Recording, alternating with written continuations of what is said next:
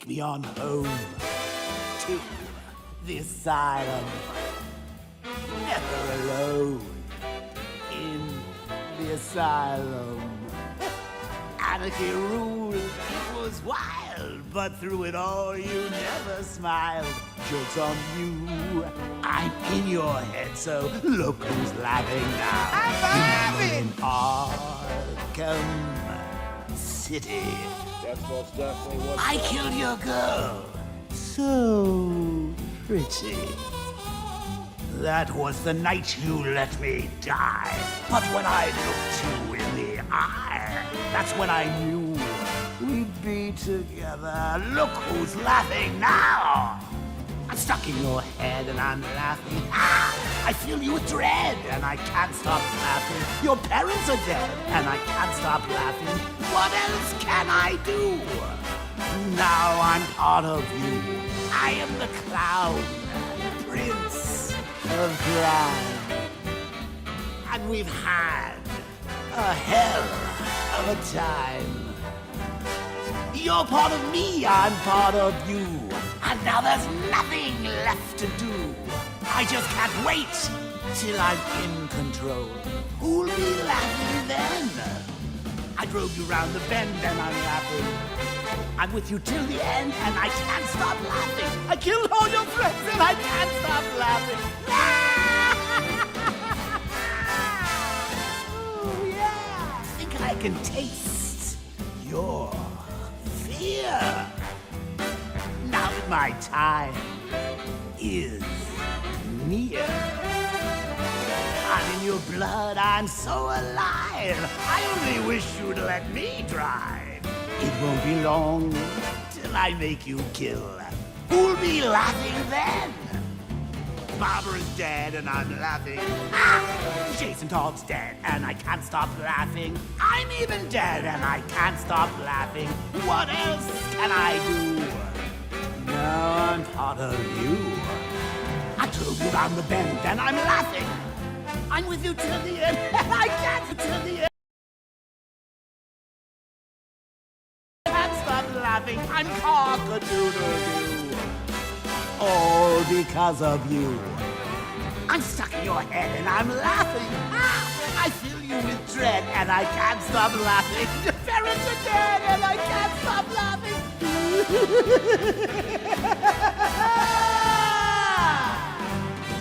I'm stuck in your head and I'm laughing. I filled you with dread and I can't stop laughing. Your parents are dead and I can't stop laughing. What else can I do? Now I'm part of you.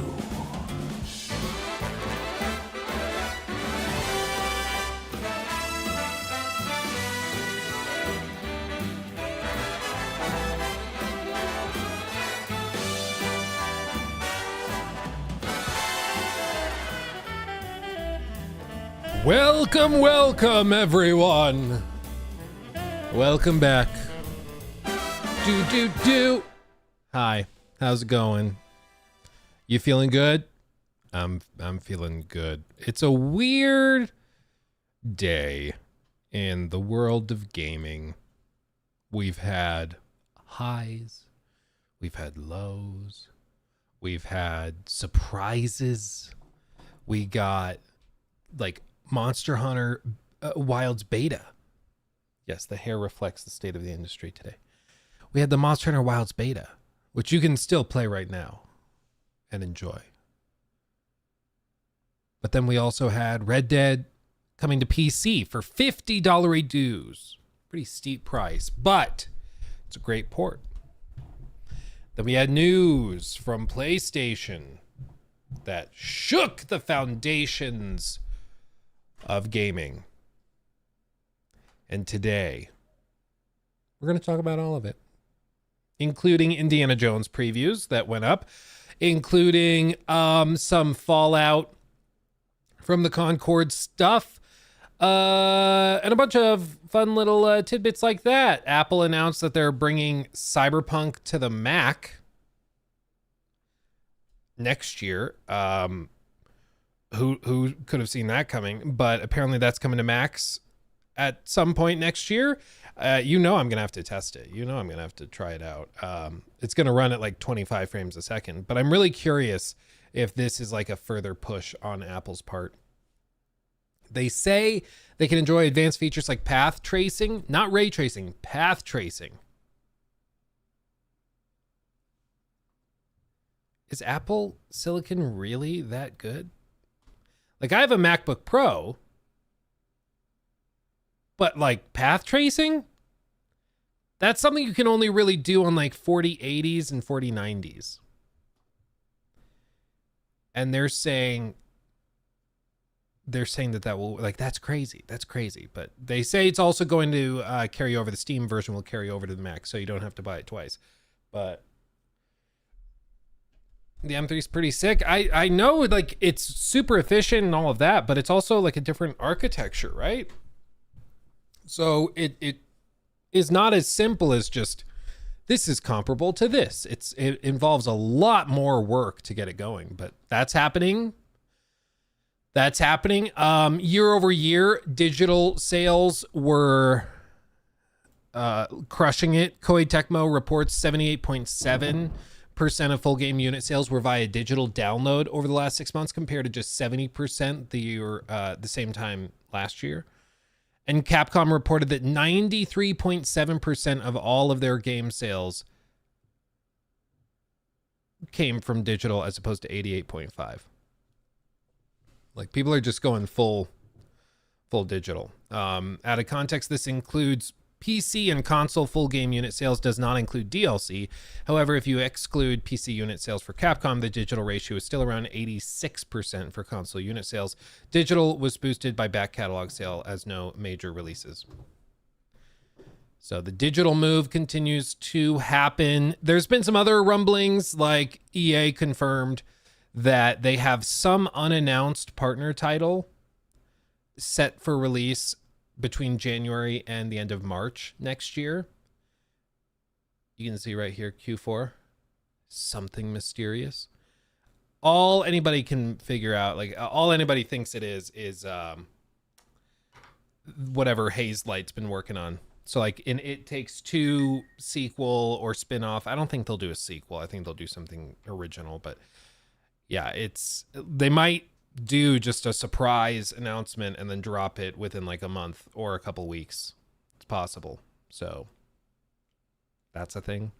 And I'm here for it. I loved It Takes Two. So freaking good. So good. Made us all feel that feeling of F the Oscars, you know? It really did. It really made me feel like I was effing the Oscars. Getting swarmed with emails of nonsense. So, oh, and the last one I just wanted to point out, you guys remember a few weeks ago, there was that like TikTok trend where people were saying you could write yourself a check, deposit it into a Chase Bank ATM, and then you could withdraw the money immediately, and it was just free money. And then the check would bounce, and then you would just have $30,000 of cash or whatever. And they were saying, ooh, it's like a cheat code. It's like a money glitch, an infinite money glitch, thinking that gaming or like international banking is like a video game. Well, some people did this, and they ended up, of course, taking the money out. They had all of their checking account drained, and then the difference they had negative on their account. Now, the technical term for this is, what is it? Fraud. It's like they could get you with wire fraud. They could get you with all sorts of different charges for this. And like, you're going up against JP Morgan Chase. Like, you're going up against the big boys, okay? You don't mess with the big boys. So a bunch of people did this, thought that they were getting tens of thousands of dollars for free, and the next day the checks would bounce and it would plummet. It'd plummet, right? And you'd be negative $30,000. What's weird to me is, like, these people were doing this. They were taking out $50,000. they had maybe $500 in their account. So they lose the 500. They're negative 49,500. And then the next day, within 24 hours, it bounces and their account is negative almost 50 grand. But they don't have the money anymore to put it back in to level it out. To be like, oops, I misunderstood. There you go. Yeah, to be clear, they were a lot of time depositing it into the ATM and then going into the branch to try and take cash out. Some accounts are limited. I know at my bank, depending on like the tier of customer you are, you can withdraw more and more. So like if you have 100 grand in deposits over a year, you might be able to take out like 5,000 from an ATM or 2,000 from an ATM or whatever. If you have more money coming in, like 250 or 500 or $1 million coming in through the year, they might increase your withdrawal limit. But I think that was part of the thing is Chase, it was sort of a glitch where they weren't supposed to be sending out all this money, but people were somehow able to do it. But what's bizarre is like they were spending all this money. Somehow, within 24 hours, it was gone. I don't know how you spend like $30,000 in a day. Like, how do you do that? What do you even buy? Strippers, new car, cash for a car.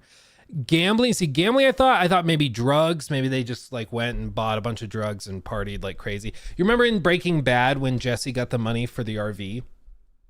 In that like flashback from Walter, and then he goes and spends all the money on a like hookers at a strip club. I kind of imagine that being a lot of it. But it was just so shocking. Like all these people that were like, I don't know what I'm going to do. I don't have the money anymore. Like it was yesterday at 4 p.m. What are you talking about? Like, what are you talking about? 30K in drugs is crazier than anything else you could buy. Yeah, that's a lot. I don't, shocker. I'm kind of I am literally a stay-at-home dad. I work from home and I'm a dad. So as if the dad bod didn't convince you enough. So I don't get out. I don't do drugs or anything. So I don't know what it like costs to have a crazy wild party, but 30 grand should get you a pretty good party, right? I would imagine. Charges now a member. Keep up the good work, Luke. Hope the family is doing well. Oh yeah, we're doing great. Today's the first like really chilly day of the year. It's like 30 degrees outside. I don't know why I'm looking at my watch. It's 30. Yeah, it's like 35 degrees outside. Fahrenheit. It's really good. I'm enjoying it. But anyway, they finally started going after these people, and these people have started getting sued by Chase Bank, and then also files are being charged, or charges are being filed against a bunch of them for doing this, because there is literally a paper trail. And a lot of these people, because they are freaking stupid as hell, they made TikToks explaining what they did and being like, oh, what am I going to do? I tried the Chase Infinite Money glitch. Okay, well, there's your confession. Like, unbelievable. Unbelievable. So, you know, they always say that some things like this are taxes on the naive or taxes on stupid people. I don't know. You have to be next level insane to think that you can use an infinite money glitch against Chase Bank. Like, there's no way. But there are plenty of people gullible enough to do it. There's people that will spend thousands a year on lottery tickets and call it an investment. One guy, I still remember, I think his name was like Fred or Freddie. When I worked in real estate, we did a deal with him. And he's this cute little older guy.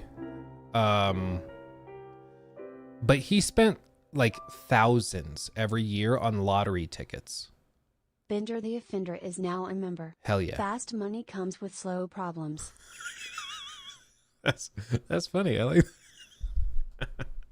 like I like that. That's funny. That's good. And thank you for the membership. That's really funny. Yeah, but he was spending like thousands on this, and he would say it like off the cuff. He got his big payday. I think he made like 150 or 200 grand from the deal that we did, and he was like, "Well, I'll have to go buy some lottery tickets. If I buy 10,000 in them, and I get a 500 million jackpot, I'll give you guys a bonus." We did not hear from him. But lotteries in a lot of ways are like taxes on the mathematically illiterate. Like, you are more likely literally to be struck by lightning or to find a wallet full of cash on like the seat next to you on the bus than you are to win the lottery. It's just numbers. Like, it's not even up for debate. It's pretty clear. But what are you going to do? Yeah, exactly. Did you miss? Or you could, invest it. But that's the problem, is so many people don't understand the difference. They don't know what invest means. They think invest is just put money somewhere. So they're like, oh, buying NFTs, that's an investment. Or they're like, ooh, I bought Bitcoin, that's an investment. It's not. It's speculation. But if you do not know the difference between speculative investing and value-based investing, you probably should not be investing. But call me crazy. Speaking of investing, what company has had some troubles this year? What company has really just done a number to their own reputation and to the perception of their ability to put out quality content? What company, pray tell, needs a W and needs to not make stupid mistakes right now? There's a lot of good guesses in the chats. I'll give you that. Lots of good guesses. I would say Ubisoft, okay? Ubisoft, indeed be soft right now. They need to get hard. But you know what they're doing? Ubisoft launches first ever blockchain game with NFTs costing up to £50.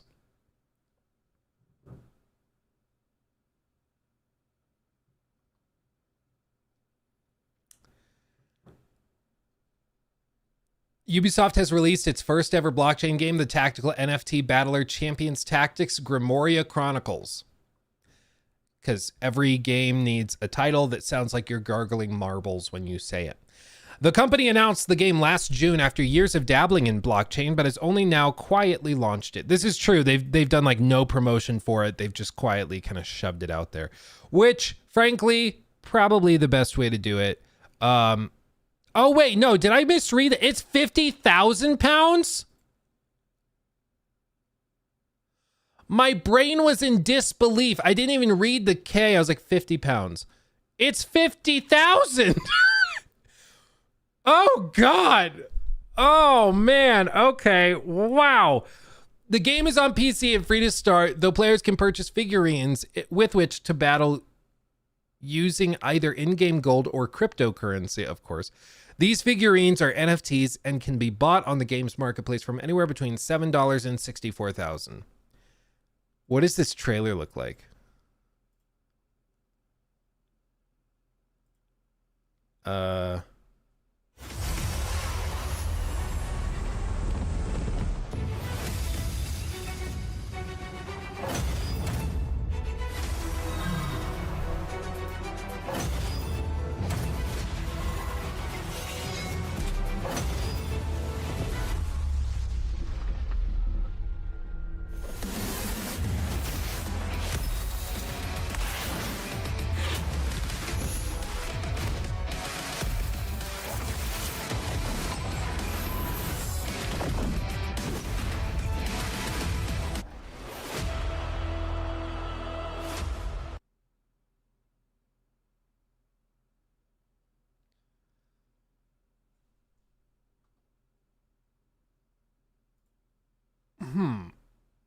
Okay. So, I cannot believe this. I cannot believe this. This is unreal. Okay. Well, okay, my brain is just totally broken. So they really need to be like careful and tactical with how they do stuff right now, and they're choosing to quietly release an NFT project. Now, perhaps you could say the reason they're doing this is because they already developed it. They already did all the work, and so they're just shoving it out the door instead of scrapping it because maybe some suckers will buy into it. But I will say, like, you know how on X, I think it was Twitter at the time, when NFTs were huge back in like 2021, there was this big shift where people went from like crypto coins and cryptocurrency, like all of those people that were obsessed about it, that were talking about boob coin, and what was the one Boogie lost all of his money on? I think Boogie lost all of his on like cum coin or something insane like that. But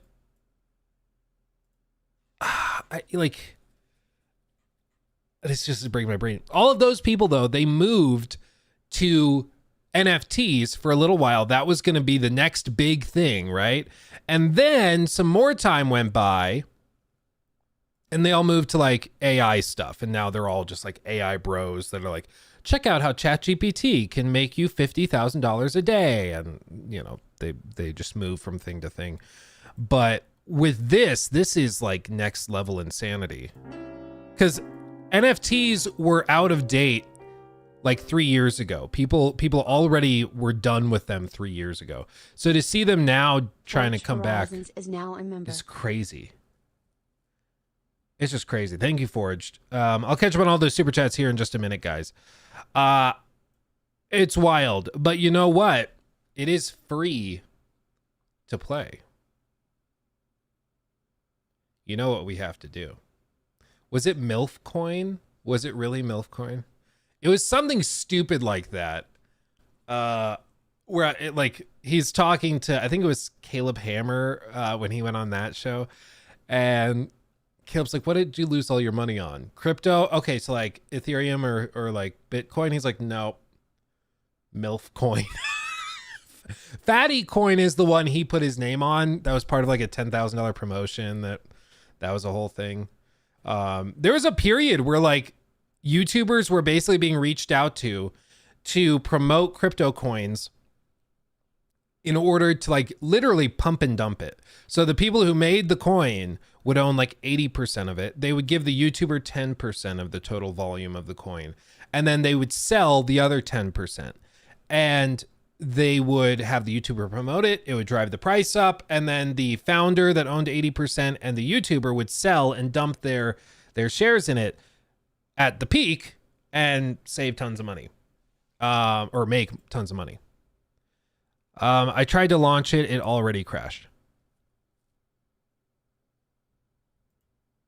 This is going well. This is going well. Let me try again.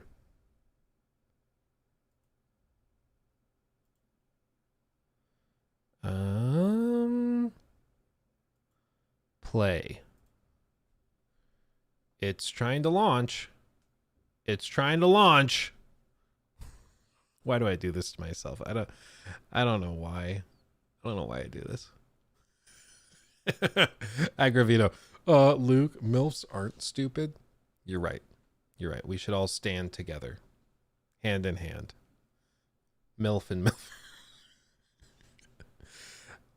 Dude, it's not working. It keeps crashing. Okay, I will show it from scratch. Let's do this again. Play. Dude, this is the most accurate thing ever. Okay. It's spinning. Okay. Easy anti-cheat. Makes sense. You wouldn't want people cheating in a game with NFTs that cost $64,000. Waiting for game. Okay. Are you ready? You ready?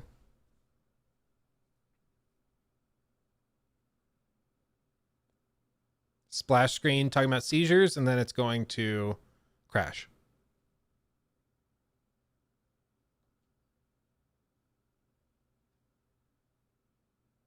Well, there you go. Oh, wow. It is. Not even the game wants you to play it, man. Not even the game wants you to play it. That's so funny. So anyway, all of this to say, they somehow have not learned that some things are better just dumped. Francois Bodson, studio director at Ubisoft Paris, told IGN the game offers deep strategic gameplay, unique in-game assets, and several exciting innovations, comparing it to a physical trading card game. This is the thing, though. It's like physical trading card games, you get something physical and people collect them. And even then, like, you don't see a lot of new breakout trading card games. Like, the biggest ones might be like Yu-Gi-Oh! Or Pokemon or Magic the Gathering and stuff like that have been around forever. You don't see a lot of brand new trading card games that people are spending thousands and thousands and thousands of dollars on. Do any of you guys know what, like, a recent trading card game that's blown up? Like a physical based trading card game? I can't think of one. Digimon, Lorcana, I've never heard of Lorcana. One Piece? When was One Piece? I think I've heard of One Piece, the trading card game. When did those become a thing, though?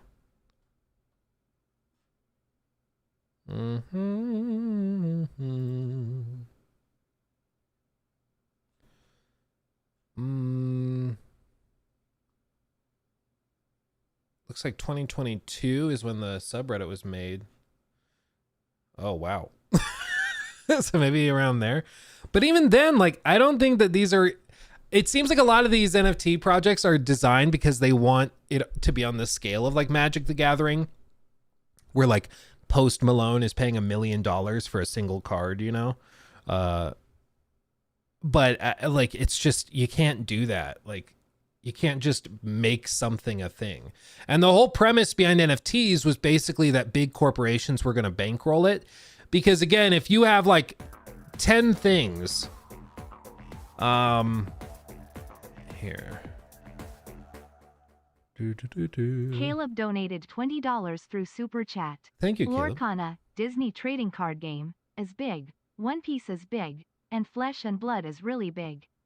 All about 5 years old or newer. One Piece I've heard of, Flesh and Blood I've never heard of, and Lorcana I've never heard of. But to be perfectly fair, I am not... Like, I play Magic. I have some decks and stuff down there. Like, all of these back here are different decks for Magic, depending on play style. I have them all, like, color-coded and stuff. So, I like Magic. I play Magic. But... I'm not that into, like, the broader card game scene, I guess. So, not super familiar. But, like, with NFTs, the whole premise was, like, if you have 10 different things, or let's just say 5 different things, and you say just arbitrarily that this is worth, like, 10K, it's only worth that if somebody's willing to pay for it, right? I can say that this golf ball is worth $1 million, but it isn't unless somebody's willing to pay for it, unless somebody's willing to pay that price. And so the premise behind NFTs was basically that companies like Ubisoft, like EA, whoever else would be participating, would basically inject a ton of cash into the market at first to get the ball rolling. So they might have it so it could go onto like the open market, where it could land at maybe 5K, where you and I would be buying whatever this NFT is, or you could sell it to Ubisoft and they would buy it back from you for like maybe 8K. So they are just losing this money, but it inflates this price because then there's an incentive to buy it for more than 5K, right? Because you want to get it closer to here to still capture the arbitrage between the two.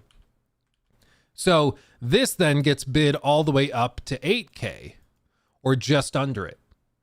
But it only works because somebody might be willing to spend like $7,900 on it and then sell it to Ubi for $8K. But Ubi lost all of that $8K while this buyer made $100, and then this person up here that sold it made almost $8,000.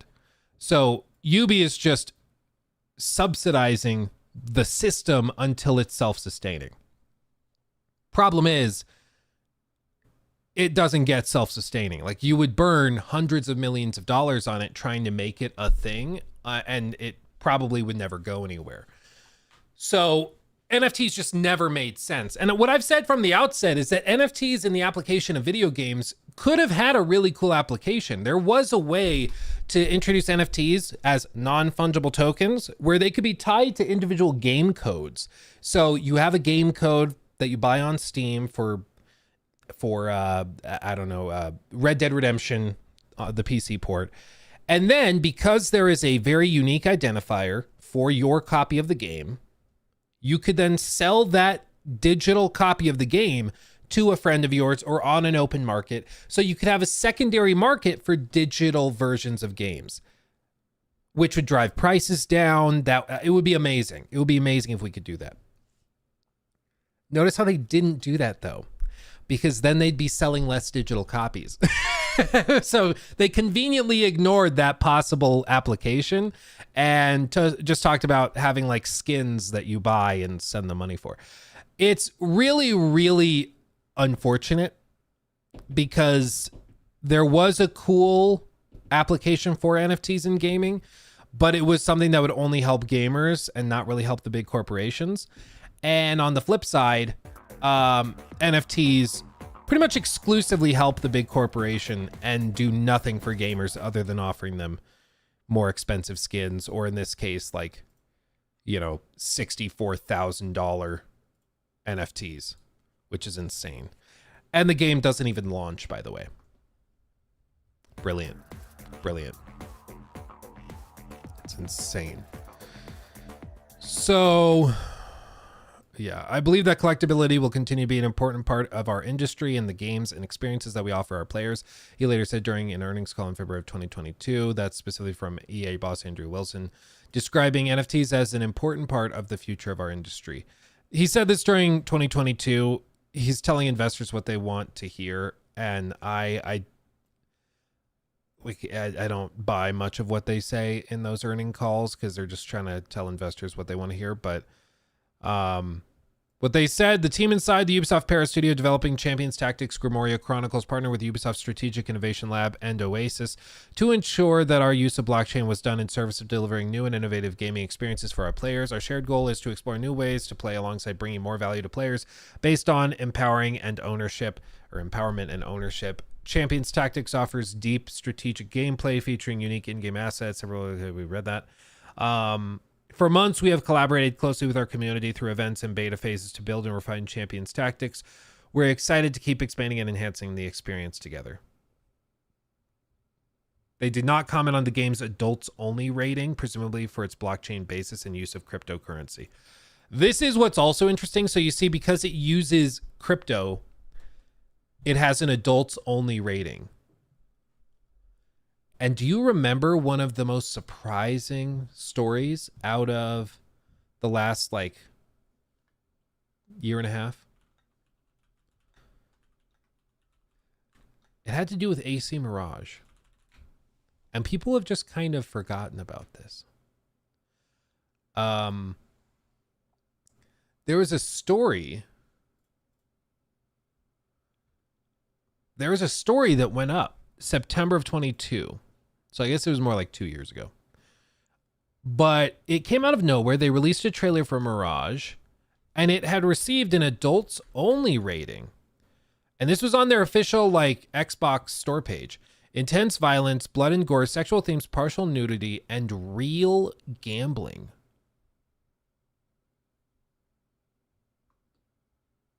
What?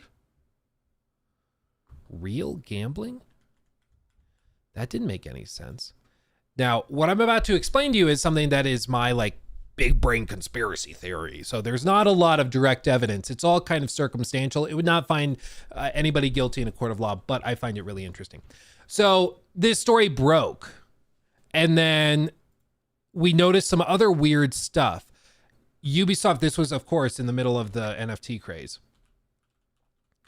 Ubisoft had just launched a new thing called Ubisoft Quartz with a website to explain what it was. The idea was they were going to sell digits, and these are basically NFTs where you buy a skin and then it transfers from game to game. So you buy a skin for Bayek, it should transfer into AC Valhalla. You buy a skin in for an operator or something in Breakpoint, that should transfer elsewhere.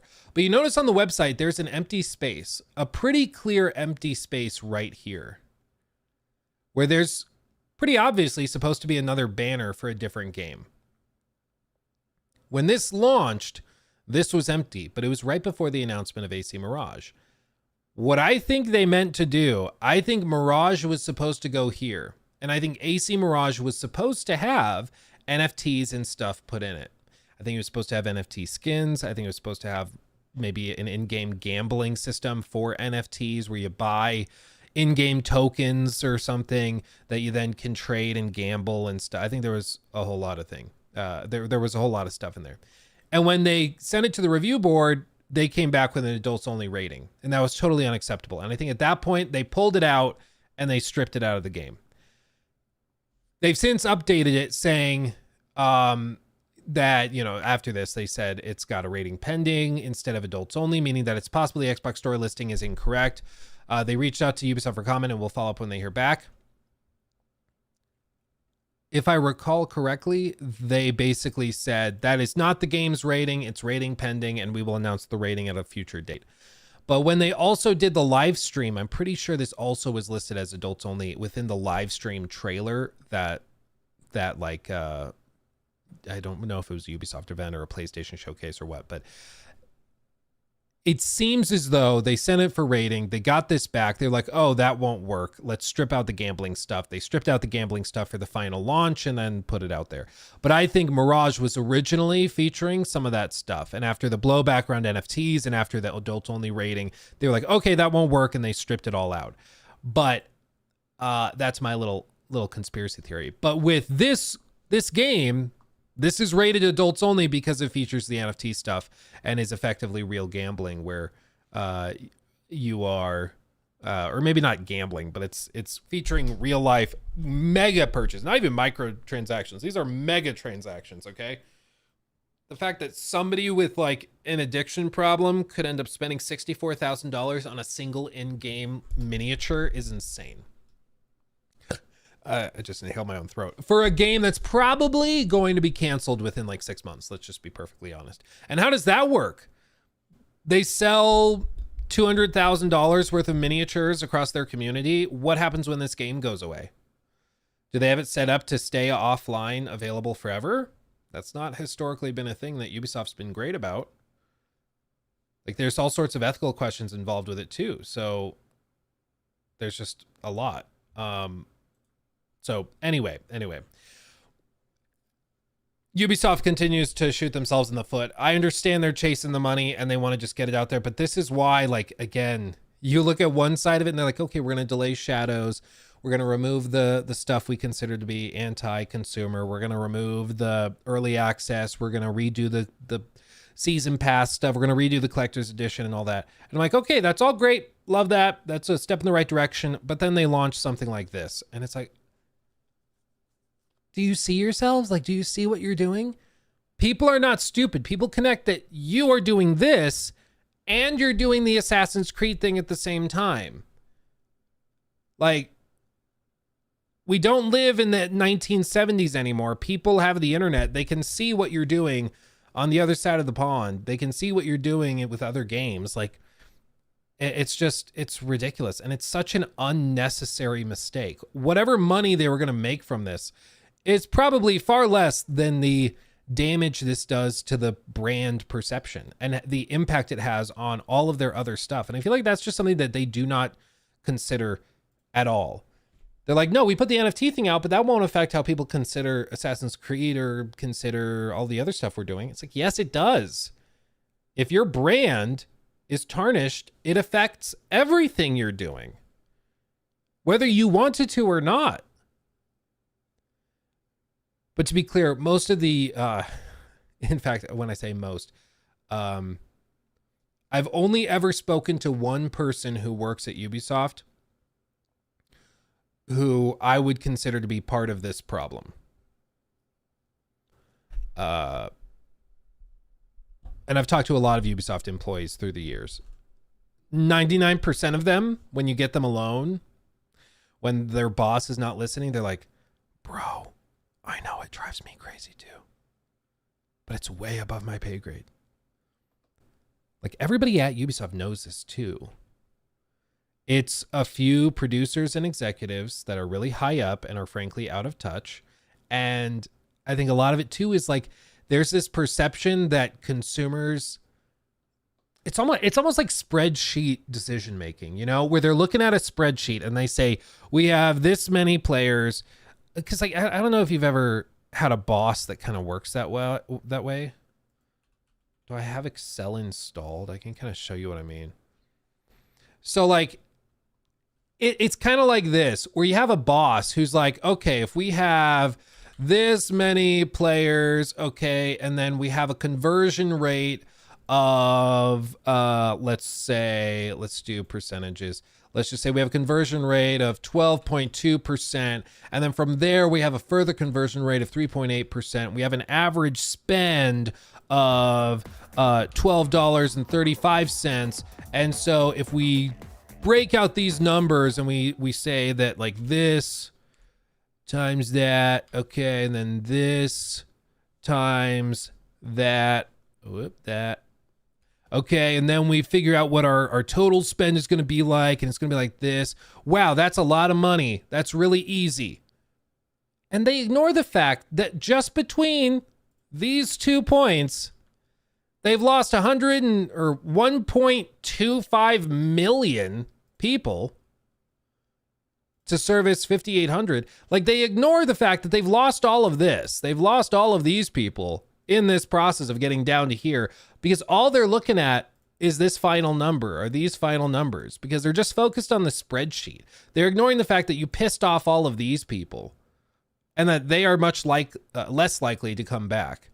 And next time this number is probably even lower. They ignore what they're losing in the process. And I think that that's really the problem at the end of the day for a lot of Ubisoft stuff, is that they miss the forest for the trees. They misunderstand the damage they're doing to everything they're doing. You know, it's really unfortunate.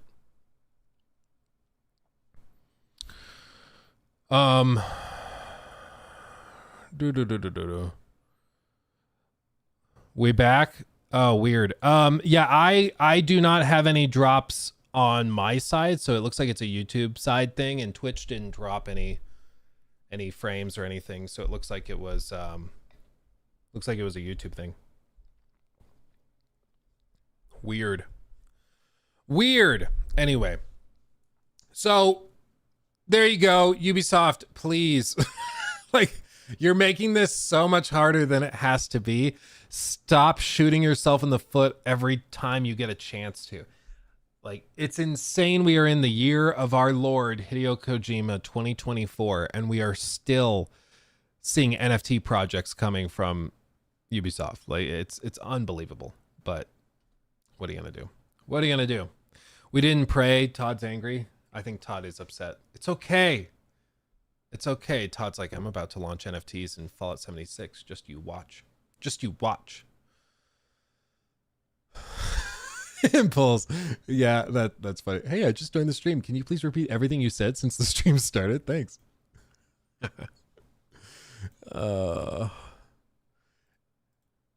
It is on YouTube. It's easier because, like, on YouTube it has the DVR thing, so you can just rewind and rewatch.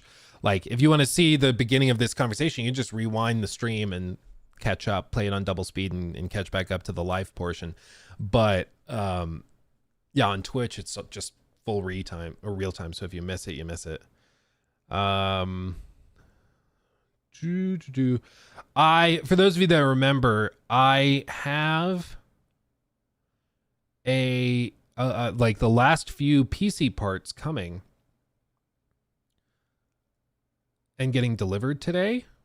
And if they come in time, we can do like a little PC building stream.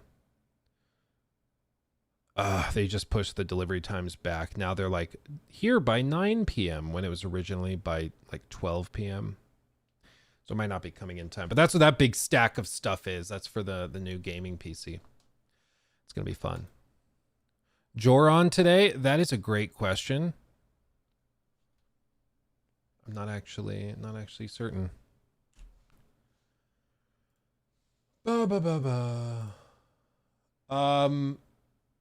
Oh.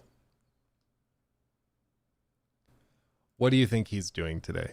What game came out today? If you had to put $1 million on it, what do you think he's doing? Yeah, Horizon. Horizon Remastered. Yep. Sure is.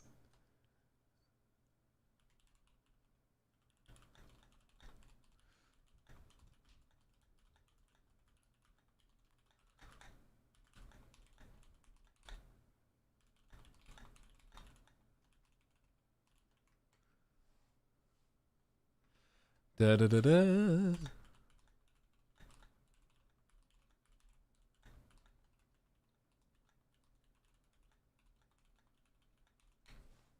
Okay, I'll see what he says.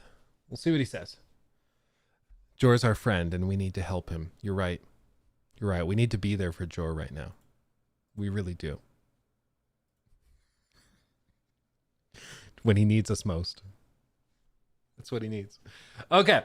Let's talk about the elephant, the dead elephant in the room, okay? I already, oh, sorry. Newspaper!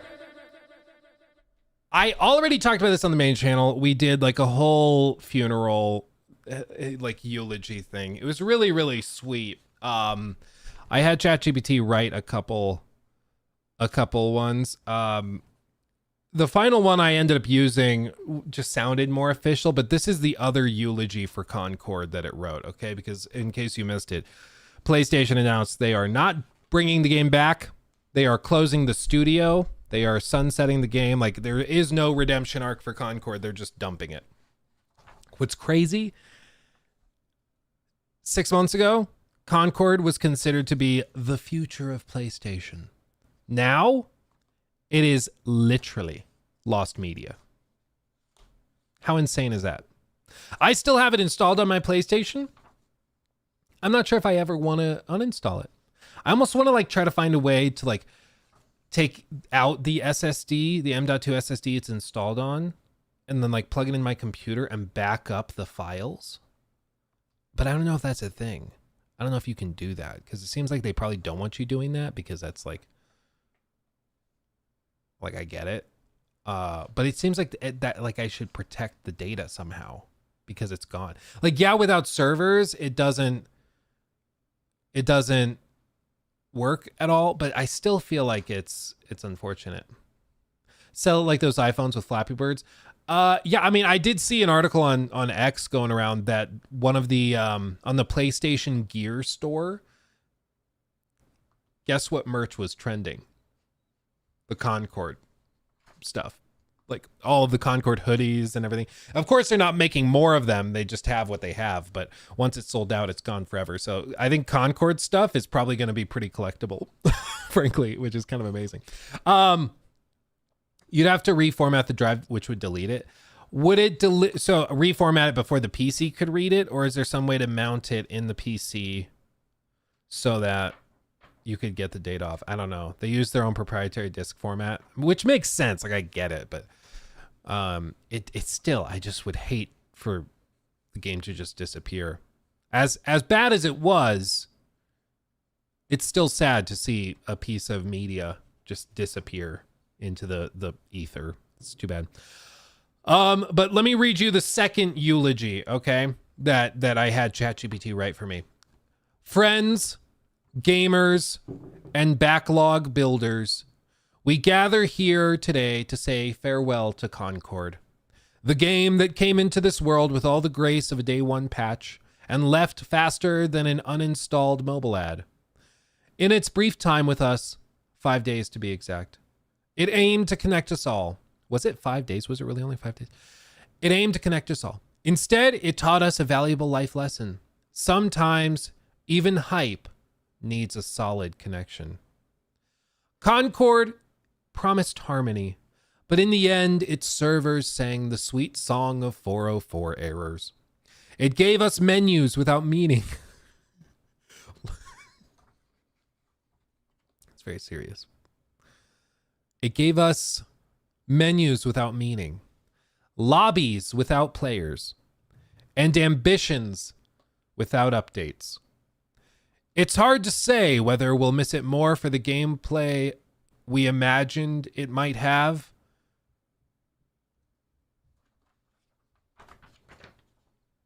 And that's the end.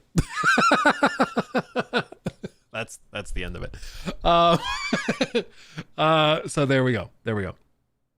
Now, the thing they posted, this was from Herman Holst.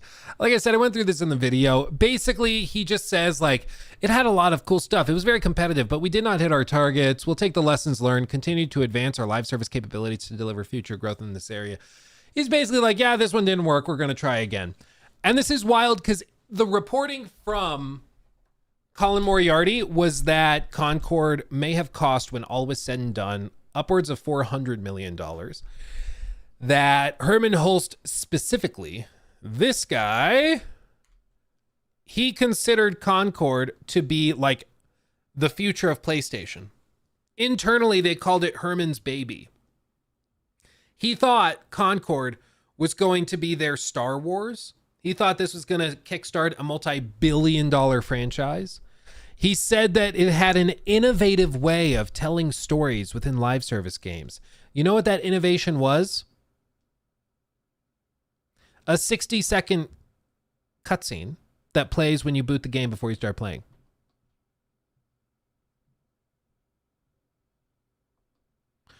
Real innovative. Stunning. Brave. Beautiful, dare I say. He got a promotion, bear in mind.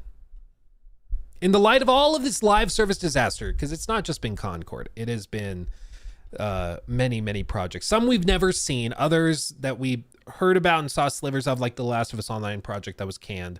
The troubles that Destiny has been having for years and years and years. Their live service ambitions have been an unmitigated disaster. And Jim Ryan retired at the end of last year in the face of a lot of it. And Herman was promoted to like co-CEO, I think, at this point, which is insane. Like, it's literally failing upward. I struggle to find anything he's been attached to that has received universal acclaim or that really has popped off. The one thing is that he's from Guerrilla. And so people are like, well, he's from Guerrilla, so Horizon.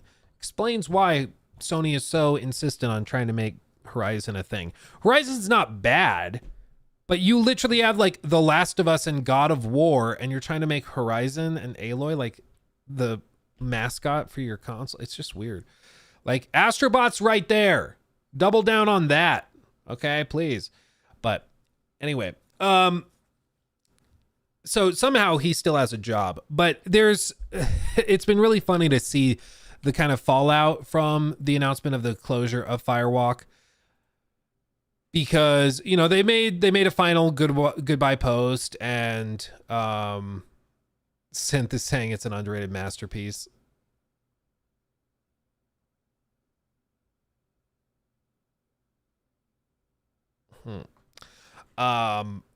They say some other things, like they say that they had, where is it? Very small for the first couple of years, only entered full production in 2022. So like, this is one of the tricky things. They said that they founded it in 2018. It was very small for its couple of years, only entering full production in 2022. Once Sony got fully on board. Like, the whole production process of the game seems really bizarre. They say that they had hundreds of thousands of players in their beta. On Steam, it peaked at like 2,400 players. So they're suggesting hundreds of thousands. So there was at least 198,000 players on PlayStation?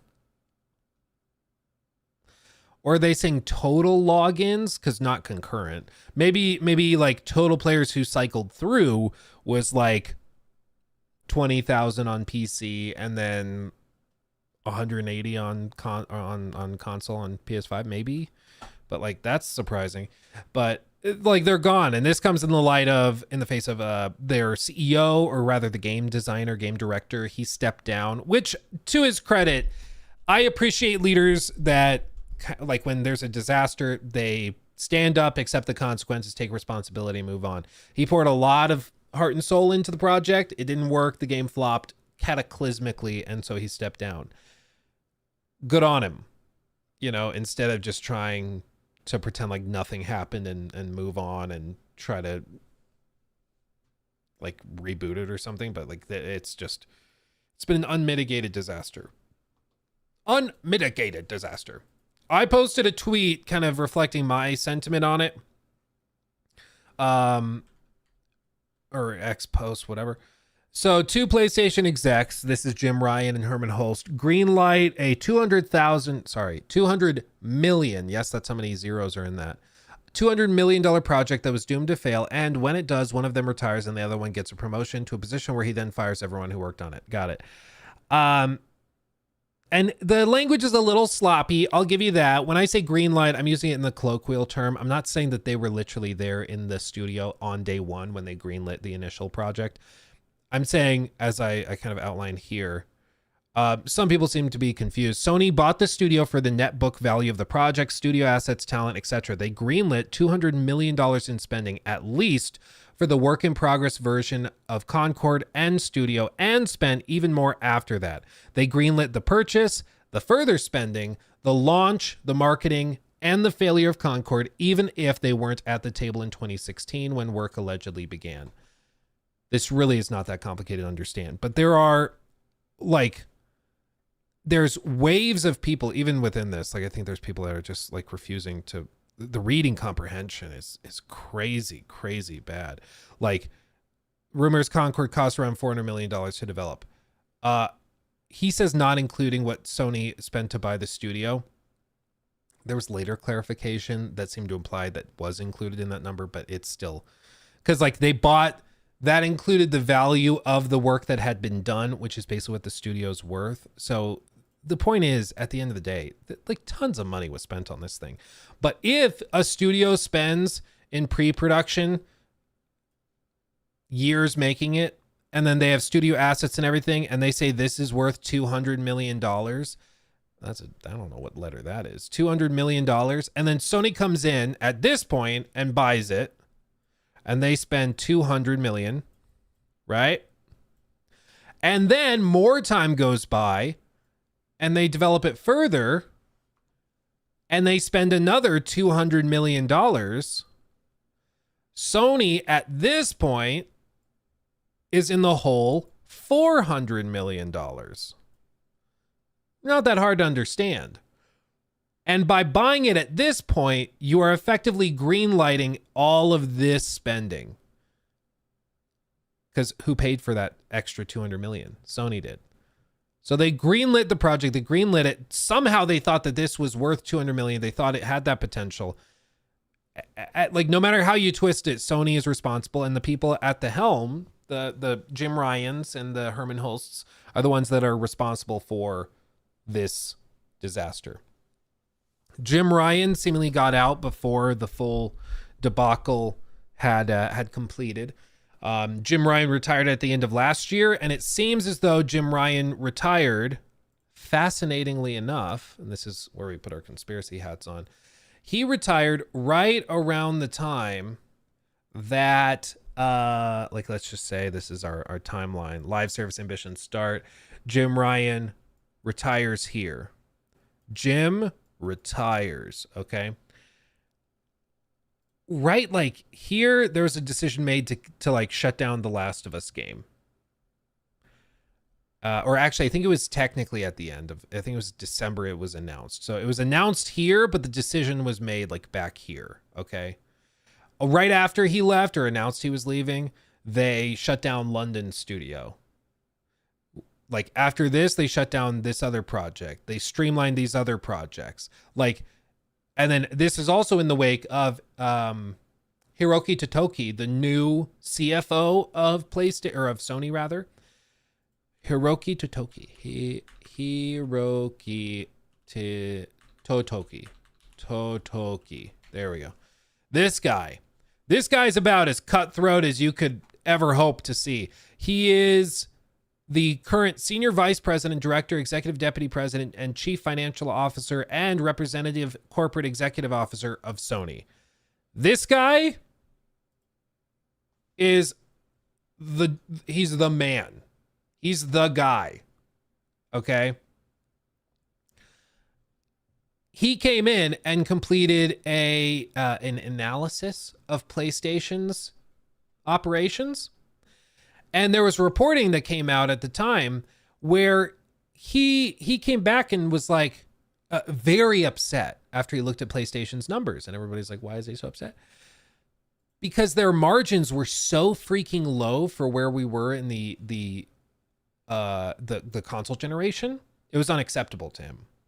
So just to make it clear, like the whole point is that your margins should be increasing as time goes by so you make more money. Okay. So if you have a certain amount of money coming in, like let's just say this is the amount of money that's coming in over the course of a console generation, initially your margins might be really, really tight, right? So if you're selling consoles at a loss, you have a negative margin, meaning if you are here, you're losing all this money that's in between these two, this gap. But that's pretty common at the start of a console generation, is that you're going to be losing money for the first month or so, but you're getting people in, you're going to sell them more games that you take 30% of, you're going to sell more consoles. As time goes by, consoles become more affordable to produce and mass produce, and then you're going to save money and you're going to increase the margin and make more money per dollar that's sold. By this point in the console generation, the margins were supposed to be at about 20%, okay? So you're supposed to basically, for every dollar that comes in, that's supposed to equate to 20 cents of profitability. When Hiroki Totoki came in, it was at 6, which is, what's the term? Bad. It's less than a third of where it should be. Okay. So Totoki comes in and is like, the hell are you guys doing? Where is all this money going? How are margins this tight? At this point in the generation, we should be swimming in free cash flow. How are we so tight? And then he looks over and he's like, you spent $3 billion on a company that has not been profitable in years? And you greenlit how many live service games of which you expect only 1 or 2 to be successful? Are you outside of your mind? Like, lost his shizzle, faux shizzle. And I don't think it's a coincidence that right after he does his review of PlayStation, Jim announces he's retiring, and then they cancel all these live service projects and things get shuffled around. They bring somebody from Japan, Sony's corporate office in Japan, to be co-CEO with Herman Hulst. So they bring in somebody from their corporate office with somebody from the game side of stuff to run it, because they don't, like, it's literally like putting a babysitter in place.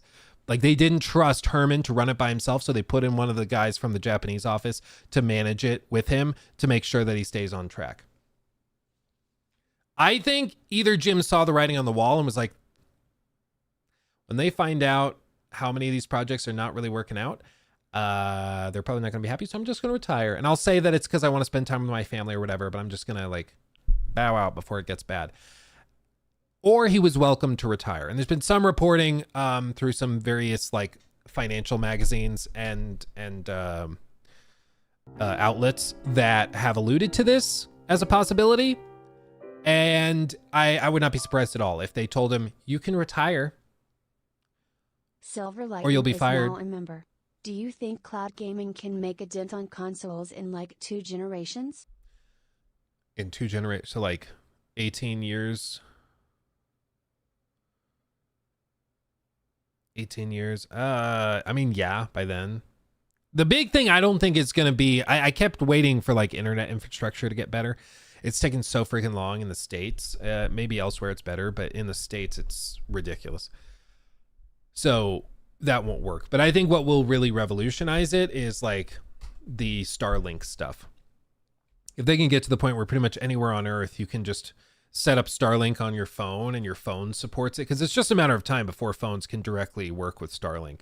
And at that point, game over, Red Rover. Like, that becomes very compelling. Latency is still kind of an issue, but it's gotten so much better. So much better. Or we'll all be dead. Yeah, 50-50. But anyway, the point of all this is to say that there's been a lot of hoops that people have been jumping through to try and justify all of this, to try and justify the flop, or to say that it wasn't PlayStation's fault because they didn't initially greenlight it. You know, what did it say? Oh yeah, Twitch Unity. Yes, much love, Sayura-san. Thank you. But at the end of the day, I don't care, frankly, who initially greenlit it. If I spend $1 million on a collectible watch, let's say this is not $1 million watch, to be clear. This is from a sponsorship, Holzkern. Check them out. My promo link, I think, was Luke Stevens.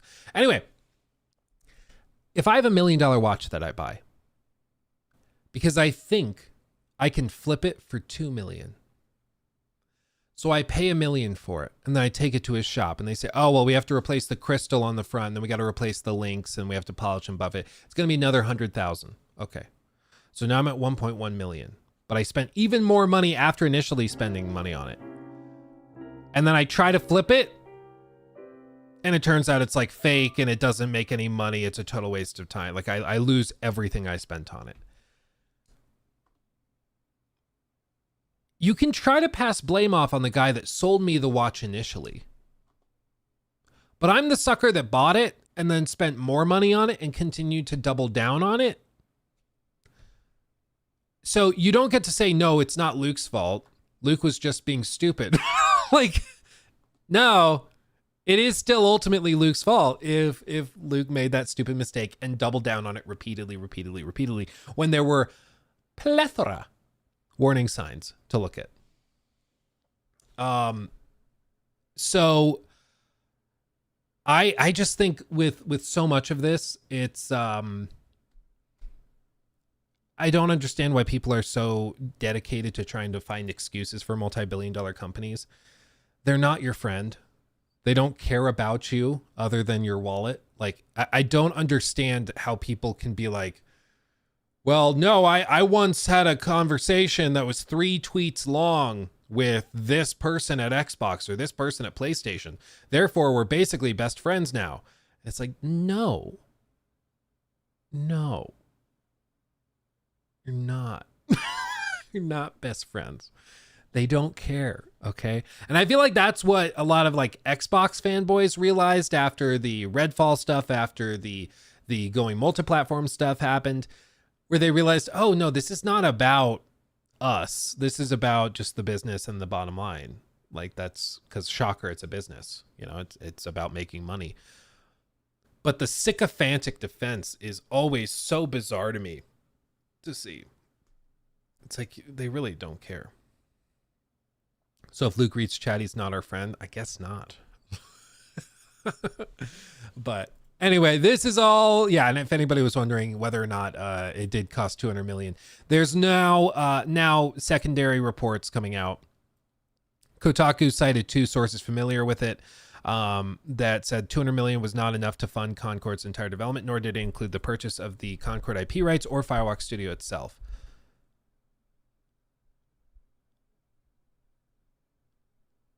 Jesus Christ. I don't know how you read this and then still defend Sony's decisions, because even the most hardcore PlayStation fans will agree this was never going to make Overwatch money. This was never going to make that money back. So therefore it's a bad decision. It was a stupid decision, but they still did it. Corpo Luke. Yeah, it's the inevitable thing because I have a degree in corporate finance. So I suppose I am a bit corpo, but it's literally just that's how it works. Like,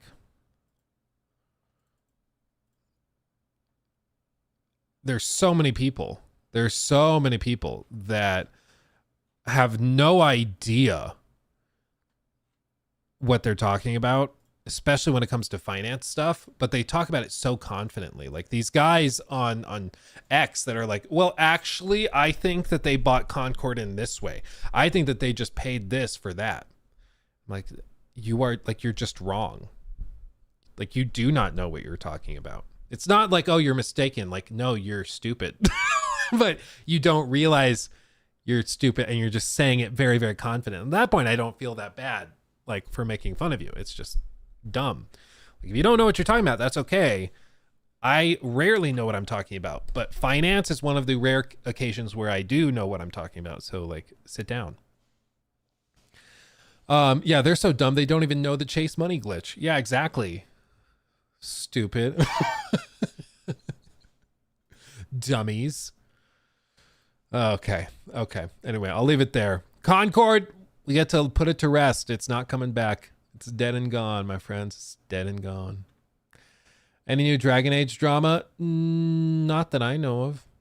Other than, like, it's fascinating to me how many people, and I'm going to catch up on super chats and stuff right now, everybody.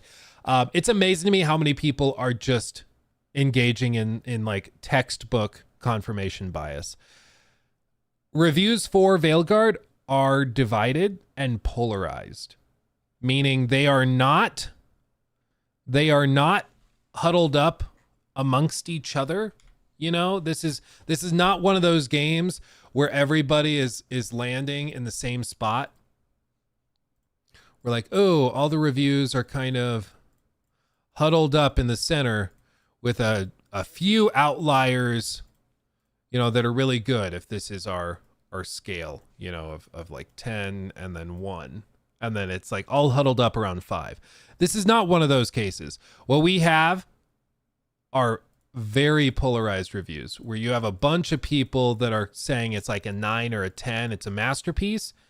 And then you have some people, much fewer, that are like in the 7 to 8 out of 10 range. But then you have some people that are throwing it horrible scores that are like down here. Less technically, if you're counting them, than are saying it's a masterpiece. But what you're seeing is people that are only looking at the reviews that affirm their bias. They wanted it to be a 10 out of 10, so they only look at the 10 out of 10 scores. Or they wanted it to be a 1 out of 10, so they're only looking at the bad scores, and they ignore everything else. And if you're doing that, if you find yourself only looking at like SkillUp's review, or only looking at Maddie's review, or only looking at whoever's review, you got to be cautious, because you're engaging in like a fallacy or a fallacious way of thinking. You're ignoring a lot of the data, because it seems like there's something where all these people think it's amazing. So what was so different about these people's experience that they hated it? What was so different? I'm not sure if it's a difference in what kind of writing they like, if it's a difference in whether they have like a tolerance for like the maybe like lighter tone. Maybe if you really wanted it to be dark and gritty, you're not going to like it as much, so it gets dinged a lot. Maybe you have a huge problem with like the inclusion of the non-binary character. Maybe that's it. Maybe like for you, if you really love that, maybe that gives it extra points, and so that brings it up to 10 for you, you know. But the point is, it's not as simple as looking just at where the herd is and be like, okay, so it's like a 5 out of 10 or 6 out of 10. No, depending on where you're starting from and how you approach it, it seems like you're going to land in one of the extremes. So I don't think this is one of those games that a lot of people will be like, it's all right. I think for a lot of people, it's either love it or absolutely hate it, which is fascinating. It's fascinating. Oh yeah, Maddie made a statement about that. Yeah, I do. Honestly, I feel really bad for Maddie with all that, because what it sounds like from his post was that his editor somehow leaked the footage, or the footage got out from his editor, and then somebody else got the footage and started sharing it around, pretending like they were a friend. I'm not sure if I believe that. It sounds to me like the editor probably was doing it, but I don't know this editor, so maybe Maddie knows him better and believes him. But it's a huge oopsie to have your footage leak. But just like we said, like everybody that knows Maddie was like, that's not Maddie. Maddie is like one of the sweetest guys ever. Like, if anything, Maddie's fatal flaw is that he's too sweet.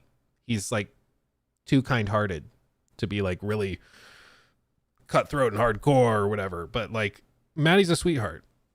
The stuff that was said on that Twitter account or X account, I would bet so much money that was not him. If there was like some way to gamble against God, like the all-knower of the universe, and just be like, did Maddie post that? I would put like all my money on it, because I know Maddie.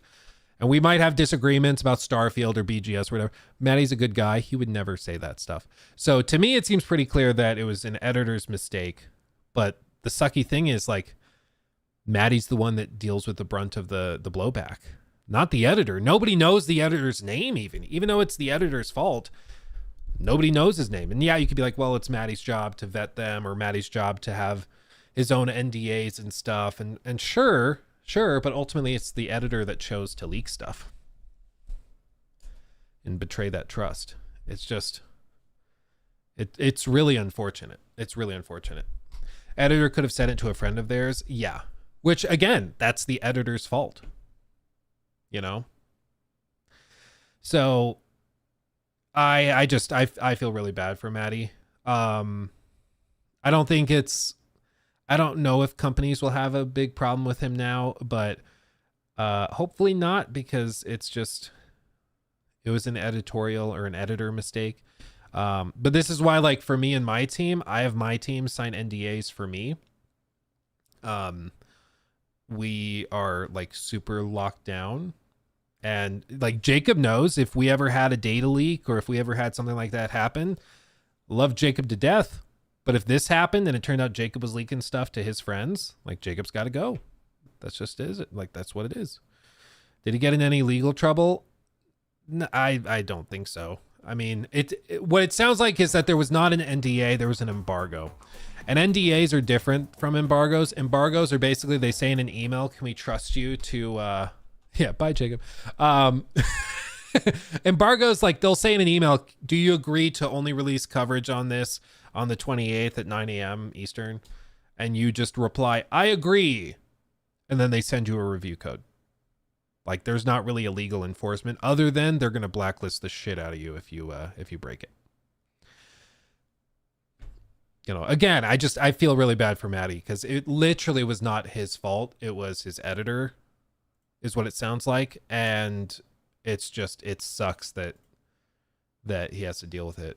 But that's just, this type of thing happens, you know. I'm going to leak Starfield 2. No, Jacob, no! Yeah, Luke with the breaking news scoop. Luke has Starfield 2 ahead of time. It's like those old, you remember those old like those old videos of like, oh, I have Skyrim 2. My dad works at Bethesda. Look at it. And it's clearly just like a modded version of Skyrim. Like, it's not even a good fake. Or like GTA 6, and it's just GTA 5 with like a different sticker on the disc. You know, it's so stupid. Can you imagine if we did that for Starfield 2? That'd be funny. Yeah. But that's why we're very careful. We're very, very careful. Okay, speaking of careful, let me do this. Have you tried Dragon Age yet to give a review? No, I have. I mean, I played it at the preview event, but they have not given a review code. As of right now, I do not have the game. I might get the game a little bit before launch, but at this point, we're like hours away. So I don't think I'll effectively have it early. If I can get it, like, chances are what we'll do is, like, when the game launches tonight, I'll probably download it. We'll do a little I tried video for the morning and then call it good. But yeah. Okay, let me catch up on all these. Blake, thank you for the 2. Did you see Mr. Maddie's response to leaks on X? Oh, perfect timing. Yeah. I did. Again, I feel bad for. We saw that. I was like, that's not Maddie. Like, Maddie doesn't. It's not Maddie. Like, you can disagree with Maddie about a lot of stuff, but he did not make those posts. And I would bet a lot of money on that. Let's see. Charge. Thank you for 15 months. YouTube Under Siege. Did it stutter again for you guys? I saw that on my end. I don't have any network drops. It seems to be a YouTube problem. So I don't think it's dropping on Twitch. That's weird. Let's see. Yeah, it looks like it's stuttering for people. Is it stuttering again? Yeah, we're back. EA got him. Yeah, I don't know. I don't know what the deal is. YouTube's having trouble today. He knew too much. They're trying to silence him. Okay, let's see. Charge. Hope the family's doing well. Yes, they are. It's awesome. Fast money comes with slow problems. Indeed, Bender the Offender. Hari, thank you for the 5. Will you check out the first Berserker Kazan when it drops? Potentially. That sounds familiar. I will pull it up in another tab and look at it. I think I've seen... Ooh, I saw a trailer for this just pop up on my main page. So I'll check that out. I have it pulled up in another tab. Forged Horizons, thank you for the membership. Jason, thank you for the 5. Ubisoft just beating Wizards of the Coast to the punch here. Yeah, how long until Wizards of the Coast does a full NFT thing? They probably already have, honestly. Caleb, again, thank you for the 20. Very generous. Thank you for that. Cool Pandas, thank you for the 5. Hey, Luke, if you weren't a content creator, would you still buy Veilguard after everything you've seen or read? Or would you still wait? I took Friday off. Considering my wife is super into it. Now a member. Thank you, Sentry. Considering my wife is like a huge Dragon Age fan and has been for years, I probably still would be getting it just because she is like super, super into it. But as for like if I was going to play it, if I was going to check it out, would I? I'm like probably. I'm really curious. I'm really curious about all of it. I don't know. YouTube's having problems. People are saying that they can't get it to load. That's weird. I'm just really curious about the reviews now that it's got like, you know, some 10 out of 10s and then other people are like, it's garbage. I really want to see for myself what the deal is. Iron Will, thank you for the 10. Don't be jealous, but I think John Cena might be my dad because I've never seen him throwing flour around my house now in hopes of revealing him. But he is a master at avoiding me. Are you sure about that? He's so crazy. He's very good at not being here. Bib Zibzy Kappa, thank you. I think maybe. Thank you for the 5. Some problems are addressed by developers, others by greedy financial bad word. Both can cohabit, sadly. Yes. Well, and to a certain extent, like the big studios, they need the greedy corporate guys to pay the bills. So they have to like play the game and put up with them. Silver, thank you for the 7 months of support. Do you think cloud gaming can make a dent in console sales in like 2 generations? Like I said, yeah, I think so. Especially if they can get to the point where something like Starlink is viable. Gunturo Dim, he's here. Thank you for the 5. 10 out of 10 is almost always dishonest to the public. And maybe to the person saying it themselves. Also, Luke is a corpo. Seems like it. And as for 10 out of 10, I think the distinction needs to be it's a 10 out of 10 for the types of players or for the types of people that are like the reviewer. When people don't understand that distinction, there's often some frustration. You know, people can be like, they see Elden Ring get a 10 out of 10 and they're like, but I didn't like Dark Souls 3, but I'll try it. Maybe I'll like it now. It's like, no, it's 10 out of 10 for the types of people that like those kinds of games. It's not like a magic masterpiece for everybody. Like if you really hate Breath of the Wild, Tears of the Kingdom may be a 10 out of 10, but you're not going to magically love Tears of the Kingdom if you didn't like Breath of the Wild. It's not that complicated, but some people, you know, just, they look at it and they assume that if it gets a 10 out of 10, everybody has to love it. And that's just not what 10 out of 10 means. Thank you for the 10 Sentry. Feel like Vanguard is just Andromeda all over again, but worse. Game has cool concept, but story, character are bad and cringe. I like Dragon Age, but I don't want to support bad companies. I don't know. No, I don't think it's anywhere close to Andromeda. Andromeda was giga broken. Andromeda was a technical disaster. But again, like there's some people saying that Veilguard's reviews are a disaster. They're not. Like a disaster would be like 6 out of 10, 5 out of 10. Like those are disastrous numbers. Veilguard seems like, again, for some people, it will be their game of the year. For some people, they will love it. Other people will not. But there's a lot of people ignoring half of the reviews and just focusing on the ones that affirm their bias. And it might be that I hate the game. I might think it's atrocious, but I'm going to try it because there seems to be a divide. Like there's just... Yeah, my face is tired. Exactly. Let me see if I can find real quick game footage. I have this footage saved from 2017. I have like barely any footage remaining from that. But yeah, this is like April 6th of 2017. This was Mass Effect Andromeda at launch on the PS4. The ground didn't render. You're going to tell me Veilguard is on this level? No. The Digital Foundry guys, they like were calling the PC port of Veilguard the best AAA PC release in a very long time. It's very, very good in terms of optimization and polish and what they've done. But you're going to like compare the two? Like, I don't think they're even in the same ballpark. Does this mean that like Veilguard's a good game? Not necessarily, but Andromeda was something different. Andromeda was unacceptable. This was a $60 game that you're looking at right here, okay? So just when people are like, "Oh, it's Andromeda all over again," it's not. Like, I'm sorry, it's just not. It's just not. It was unbelievably broken. So we'll just leave that there.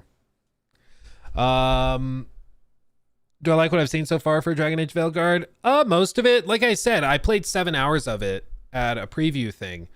And that 7 hours, I really, really enjoyed. It seems like there's some stuff that was not super clear in terms of like how long the acts are and how it scales. But I really liked what I played back then. Keen No Man's Sky is now a member. Get him, Septic. Thanks. Wait, that doesn't sound right. Anyway, can you make the most annoying new segment just for Jacob? Loved AC4 and Origins BC of you. Cheers. Thank you, my friend. Yeah, 1 year. That's insane. 1 year of support after all this time. So it's right around Halloween 2023. That's crazy, man. Time flies when you're having fun. I feel like you've been here forever. But yeah, a really long new segment. Yeah, for Indiana Jones, I'll do it. Because we're about to transition into this, and then I can do that. Don't you worry. I'm almost caught up on these. Let's see. Edwin, thank you for the 10. Reading most of the reviews, it seems Veilguard is a good action adventure game, but not a good BioWare game. Reviewers who wanted some strong innovation were upset. Others, where others didn't care.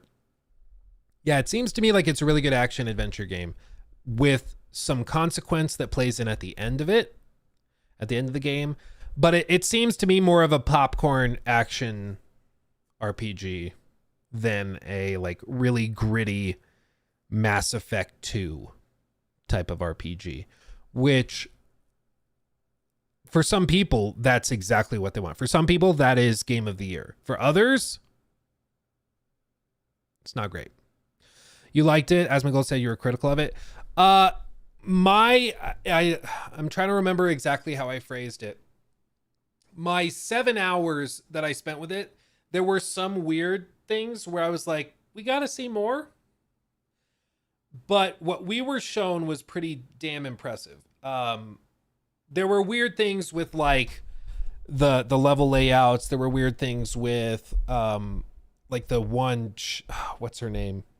The one companion that you get early in the game. Who's like the mechanic. She has like some horrible dialogue. She's so annoying. Gonter Odim donated $20 through Super Chat. Thank you. A masterpiece is just that. There's not really subjectiveness. 10 out of 10 suggests it's perfect with no flaws. There's no give on that unless someone is, at least, dishonest with themselves if not others.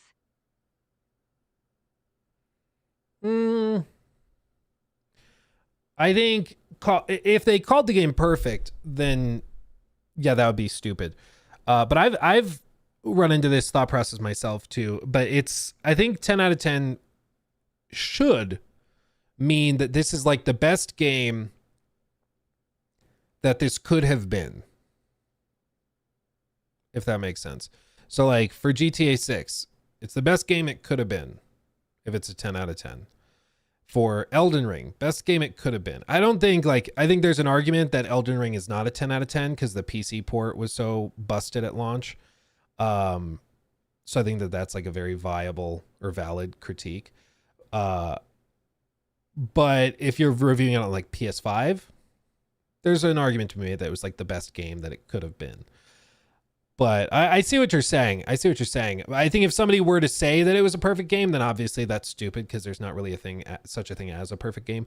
But that's why I think there just needs to be more clarity with what people mean when they say 10 out of 10, you know?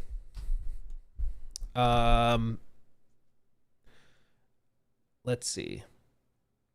What was I saying? As for the previews, we only got to play select slivers of the game, and these events are always done in a way where they are picking out the best of the best. Because, of course, they're not going to show you the worst of the worst. Like, they're going to show you the best of what the game has to offer. So they hand-selected what they thought were the best parts of the first act of the game, and they let us play those. And what I played was nice. They told us some other stuff that informed that preview that now sounds like it wasn't true or it was half true. So, for example, they told us, one guy told me he was like one of the engineer guys that was helping run the event. But I think he was like a software engineer or something at BioWare, and he was helping like when games crashed, he would reboot them and stuff if they crashed, or if I didn't have a crash, but I think that's what he was there for, is to help with that. But he said that Act 1 was like just a third of the game. So we did Act 1. We did like the mission right at the end of Act 1. And he was like, yeah, and this is only a third of the way through the game. So just imagine how much more there is. And like he implied that there was going to be another, if that was like 20 hours in, he's like, yeah, Act 2 is 20 hours more. Act 3 is another 20 hours. But Maddie said in his review that Act 1 is like 70% of the game. And the rest is like 15%. And so that tweaks it. We were told there's parts of the game that we didn't get to see that are really dark and really gritty, really intense. But a lot of reviewers are saying, no, it's super lighthearted. There's not really any seriousness or darkness in it. And I'm like, oh.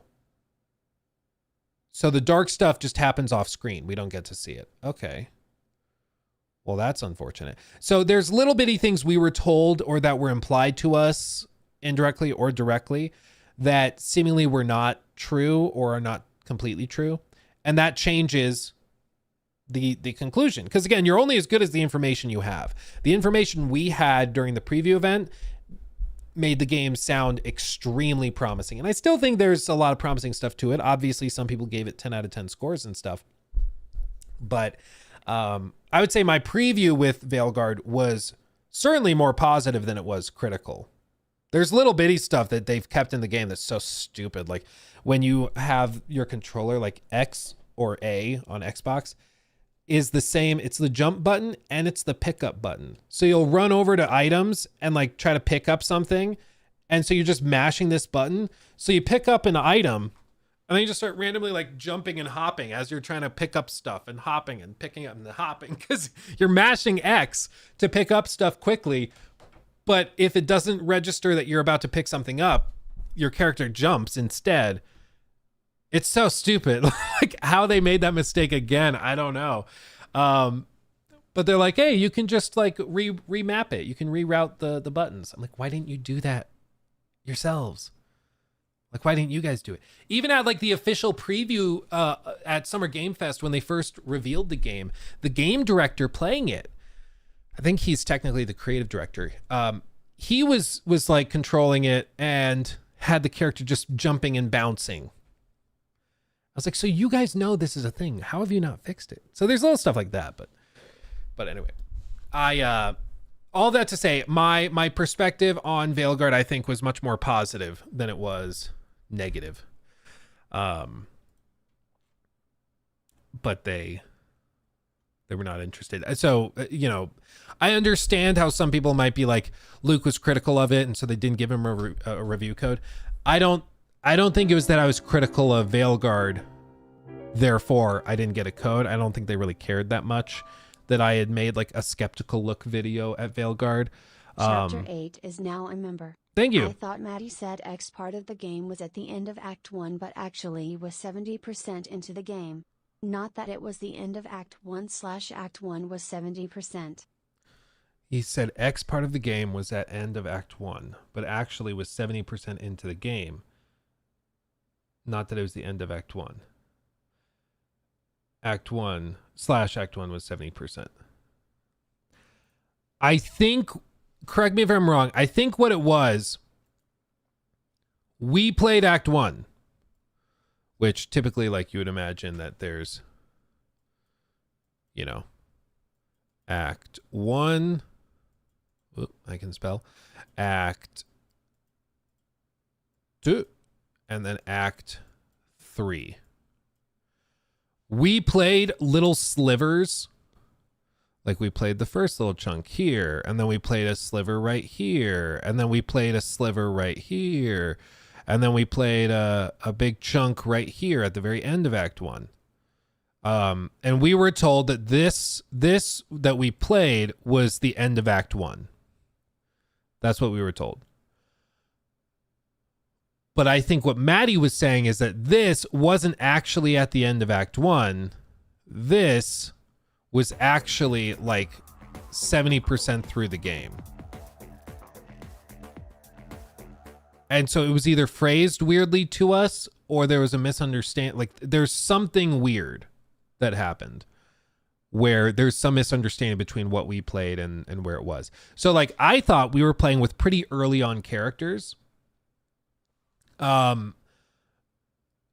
I thought when we were playing this mission, I was like, okay, so there's like 2 more acts of character growth and loot and leveling. And so if combat is like kind of more simple right now, it's only going to get better and better.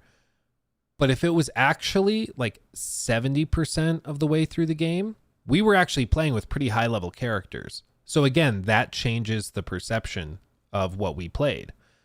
But that's why it's just important to be clear about this stuff. And it seems like there was some misunderstanding and miscommunication, unfortunately. 14 acts. There's like chapters. So there's like, yeah. There are 12 chapters. 9 of them were shown in the event, and BioWare acted as if it was only Act 1. Yeah, what I understood it to be was that like Act 1 is probably like 9 or 10 chapters, and then like Act 2 is 2 chapters, Act 3 is 2 chapters. Like I think that it's just Act 1 is huge, and then the others are much smaller. I don't know. But we'll find out tomorrow or the next few days. Seems like. Let me see. Let's see. Where was I? Maverick, thank you for that 10. I understand one needs to be able to see their own biases, but to see the objectively terrible combat, puzzle, dialogue, and story, how can anyone say it's a 10? Well, then I think that's the tricky bit, is I'm not sure if you can say there's some things you can evaluate objectively, and there's other things I'm not sure if you can. Like frame rates, you can objectively compare those. Scale of the game, hours of content, number of quests that are original and not repeated, number of boss encounters, enemy counts, like all of that stuff you can count, you can quantify, and you can compare and evaluate objectively. But stuff like writing, you know, that's a much more subjective thing. Like my buddy Corey, he hated La La Land. He hated it as a movie. Hated it. I love La La Land. I think it's brilliant. I think it's fun, but it's also emotional. And I love the analysis of how wretched Hollywood is in that film. Like, I just think it's brilliant, but he hated it. And so the writing in that film for him was terrible. He was like, no, I want to root for characters. I want people to like it. You know, he had his grievances with it. Sounds like you need a new friend. Sounds like it. I don't know. But like, he hated it. I loved it. And so that was like a subjective difference between writing. For him, it was terrible. For me, I really liked the writing. And for something like Veilguard, I'm sure there's some people who will hate the writing for some of these quests or characters. Others, I'm sure, will find it awesome and slay. But we'll just have to wait till we play it and see. I will say some of the clips I saw from Skill Up. Caldane is now a member. Thank you, Caldane. Some of the clips I saw from Skill Up's thing. Some of that was not great. Some of the clips I saw, I didn't think were that that bad. Others were like real bad. To be fair, my cringe sensitivity and tolerance is much higher than the average gamers because I've desensitized myself so much by playing Suicide Squad and games like Concord and all of those. So most people, you know, it's like popping an edible, you know? It's like popping an edible. I've done the Stars of Death. I've walked down the Devil's Corridor with Joey Diaz, and I'm going head to head against people who have never tried any of it, you know?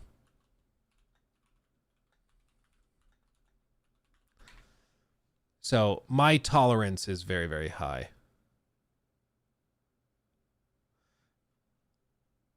Yeah. This is me with cringe, okay? This is me with cringe. My tolerance for These cringe. are the stars of death. So these purple ones.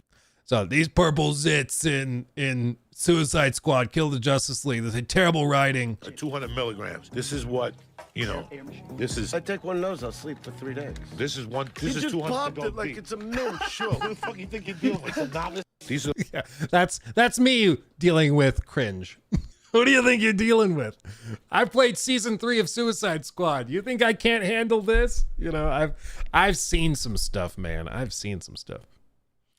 Yeah, Diaz is good. Dude, I saw Joey Diaz in Denver live, and he is so funny live. He's crazy. Oh man. He's on another level. How dare you compare Veilguard to La La Land, sir? Yeah, you're right, Spencer. I've made a terrible offense. My point with all that going back is that, like, there's some stuff that's just downright bad, okay? Like, I would argue Saints Row is just bad. I have not seen writing or clips of writing from Veilguard that are on that level. There might be clips like that, but I have not seen them. You better believe I'm going to be looking for them because I find cringe thoroughly entertaining. But I've personally not seen clips that I found to be on that level. They might be out there, but I haven't seen them. Why entertain mediocrity? Because sometimes mediocrity is really funny. We've had a lot of fun looking at Concord, looking at Suicide Squad. Saints Row is still hilarious. You know, you can have a lot of fun with awful writing. Not for the reason they think you will, to be clear, but you can have a lot of fun with it. You can have a lot of fun with it. This is why, like, for Veilguard, I find it more entertaining and more interesting that it's so polarizing. That some people think it's a 10 and other people think it's a 1. Because this is way more interesting than if everybody was like, yeah, it's like a 7.5. That's so boring. If everybody was like, yeah, it's fine, it's whatever. Who cares? Like, we'll just move on. But this This is interesting. Now I'm sitting up in my chair. I'm like, ooh, I can't wait to dig in there. See what they maybe tried to hide from me. What did they keep from me at the review, or at the preview rather? What did they keep tucked away so people wouldn't see it? I don't know. But you better believe I'm going to be looking. I'm going to be looking close. Maybe there is a reason they didn't send review codes. I think part of it may have been my extensive coverage of like Concord and Suicide Squad, and we talked about Dustborn a bit, and I think that could have been part of it, where if they did internal reviews and they had people complaining about the writing, it's probably not a great idea to send me a review code. I think that could be a problem. Mortismal saying that Veilguard is better than Origins was enough to not trust his review. Well, this is the thing that's interesting, is like nobody, I won't tolerate people claiming that any of these guys are being disingenuous or anything. Like, they are accurately, as best they can, reporting their experience with the game, whether it's Skill Up or the people at Eurogamer or whatever. But what I'm going to be really excited to see is when you play the game, is the experience more like Skill Ups or Maddie's, or is the experience more like Mortismal or somebody else? It's really, really interesting. But what I'm seeing is like Veilguard pre-orders are very high apparently after the reviews. And this is anecdotal, but I have two people, a close friend and my wife, who are very big into Dragon Age. After seeing the review, they are like pre-ordered, downloaded, ready to go. They are totally unconcerned with like the YouTube drama around it. Totally unconcerned. So whether or not this, like, again, it seems like there's bubbles. It seems like there's a bubble of people that really wanted Veilguard to be terrible. They're latching onto the negative reviews, kind of ignoring all the positive reviews. And they're trying to be like, well, no, it's a flop. It's terrible. And it might be terrible. I don't know. I haven't played it. They didn't want me to play it before launch. But there's those people that have decided that's what it's going to be. And then there's the other people that are looking at the positive reviews, kind of ignoring the negative stuff and be like, well, here we go. Bioware's back, baby. And I don't think either side is right in their conclusion. I think the only right conclusion is, okay, there's mixed reactions that are very polarized. Maybe wait for more consensus to come out, for more reviewers to come out, and then make your choice. But for anybody locking in that this is either a masterpiece or that this is a flop or terrible garbage, at this point, I think it's too early to say. Whenever a publisher locks down review codes and tries to keep the game out of some like well-known reviewers' hands, nobody's entitled to review codes, to be very clear. They do not need to send me one. And if anything, I do not blame any studio for not wanting me to play your game early. Like, I don't blame you. Because when I don't like games, I tend to be pretty vocal about it. But I still like ACG not getting a review code. That's ridiculous. Like, ACG is one of the most like level-headed, straightforward reviewers you'll find. Not sending him a code? Like, what are you talking about? Yeah, Affects Your Life neither, and that's a big RPG focused channel. Yeah, it's like we've said a lot. There's perception is the reality you have to deal with, and the perception they created unnecessarily is that they were trying to keep the game from certain people and certain types of people, and that they didn't need to do. I don't know why they did that, because even if they really did just randomize the like list of reviewers and then the random people they picked got review codes, even if that's how they did it, the perception is that they were trying to keep it out of hands of certain people.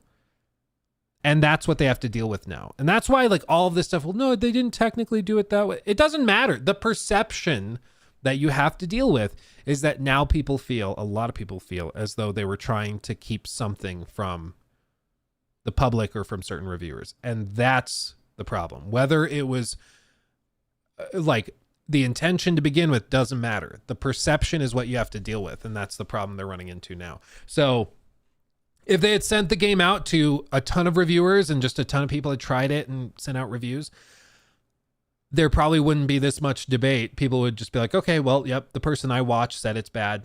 That's what we're dealing with. You know? They didn't need to do this. They shot themselves in the foot by trying to be more selective with it. And it's just such a silly mistake.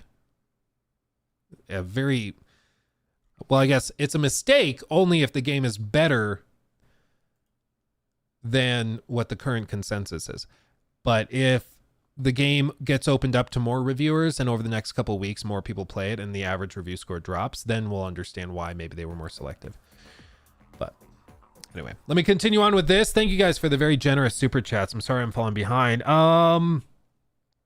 Sentry, thank you for the membership. Kinemansky, again, thank you for the membership. Gunter, thank you for that 20 and that message about the 10 out of 10s that we talked about. Sentry, thank you for the 2. Need more awesome, good Marvel games, not Spider-Man. If you want one that you statistically probably didn't play, go play the Guardians of the Galaxy game from Square Enix from or Eidos, was it Montreal? I don't remember exactly who did it, but that Guardians of the Galaxy single player game is really good. Way better than anybody realizes, and it's on like deep sale. Go play the Guardians game. It's really good. Chapter 8. Whoops, it scrolled. Chapter 8, thank you for the 7 months of membership. And yeah, we talked about that message. Nissan 86, thank you for the 5. One input for multiple commands are bad in most cases. Back button should be standard for next gen. Screw haptics, give me more options. Yeah, dude, I play all games on PC that I can that require a controller with the Elite for the paddles on the back. Dude, I freaking love the paddles. Paddles all day. Telling you what. Let's see David, thank you for the 10. I think this is going to be a good game for people who like video games, but Dragon Age fans are going to be disappointed. I think that's where the disparity in the reviews is coming from. But even then, like Maddie is an old school fan. I don't know if I think Skillup was also a fan, but then like the reviewer for IGN, the reviewer for Eurogamer, the reviewer for PC Gamer, like all those people, they were also old school Dragon Age fans and they loved it. You know, they called it a 10 out of 10 masterpiece. I'm not sure what PC Gamer gave it, but Eurogamer and IGN give it 9 and 10. Or 10 and 9, respectively. So, I just... Again, I might be more about tone, and a lot of people are bringing up tone. I think if you want something a little more grounded, you're probably not going to like it that much. If you want something that's like more lighthearted and silly, maybe more Marvel... Luke Fry is now a member. You might like it more, because that seems to be the difference. Is like Skillup and Maddie talked about tone, they talked about writing, they showed clips of the writing, clips of dialogue, and it didn't look great. But then you notice IGN and Eurogamer, they say the writing's great and the characters are so fun. So I get the vibe it's going to come down very much to tone, grittiness, and yeah, Matt, I think that's a good way of putting it. It's very Disney, yeah. Or like Skillup said in his review, which was a great line. When he's like, it feels like every conversation is happening with HR in the room. Kind of feels that way. I think that's probably what it's going to come down to. If you like that, you might think it's great, but you know, it's not my preference. I don't like characters who are like, hello friends, let's go on an adventure together. I like when a character walks in and is like, get your ass off the seat, we're leaving. You know, I like that. I like that. You know, that's what I prefer. Where was I? Blake, thank you for the 10. I'd have to disagree with you that you weren't given a review code because you're more critical. After going on a binge about these reviews, EA was definitely curating to get the best review scores possible.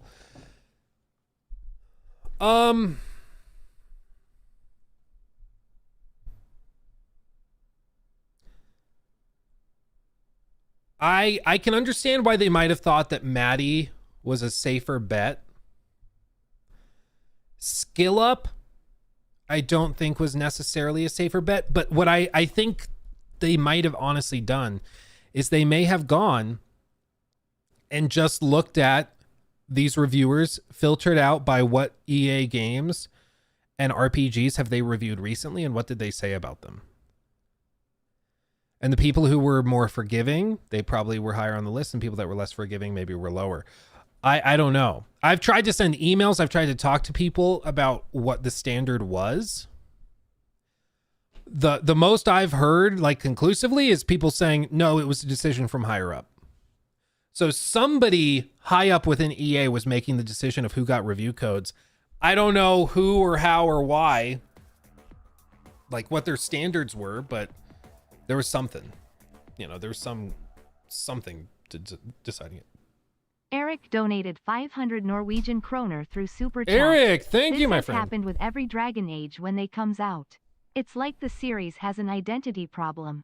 Every game has new art style and always disappoint the people who liked the last games. Everyone, try. I cut off again. Everyone, try it yourself and make up your own mind. Yeah, it's kind of like it's kind of like BGS, honestly, to a certain extent, where they like made Skyrim and everybody loves Skyrim, and then they're like, okay, now we're gonna do like this intense narrative with a voice actor, voice protagonist in Fallout 4, and everybody's like, no, this isn't why we liked Skyrim. Like, we didn't like Skyrim for like the really intense, gritty narrative. We liked it because it was kind of like stupid and silly. Like, why are you reinventing the wheel? You don't need to. And I think that's fair. I think maybe it's just that they get stagnant. Maybe they bring in a new creative director and they're like, I want to bring my own spin to it. So they want to do it. It's like all of those, like the directors who come in for remakes and rewrites of stuff. And they're like, I want to make it my own. And they just end up making it way worse. It's like the team that they have working on the Harry Potter HBO show, because they're going to redo the movies, but in a show format for HBO. And one of the like lead writers has never read the books. And it's like, I think it's important to move beyond the books. I'm like, you're making a show about the books and you haven't read them? What are you talking about? It's insane. It's like, yes, we want to adapt the book of Genesis from the Bible, but we're not going to base it on the book of Genesis. We're just going to kind of do our own thing. It's like, then what are you doing? That's not Genesis. What are you talking about? Like, it's so stupid. It's so stupid. But it's people that really want to like do their own thing and be like super hip and cool and like revolutionary. And it's just like, no. If people liked this, refine that. And I think, you know what's a great example of refinement? There's a lot of examples of it, but a lot of Japanese studios are really good about it. Whether it's like the Yakuza games where they don't change a whole lot from release to release, or it's the Dark Souls and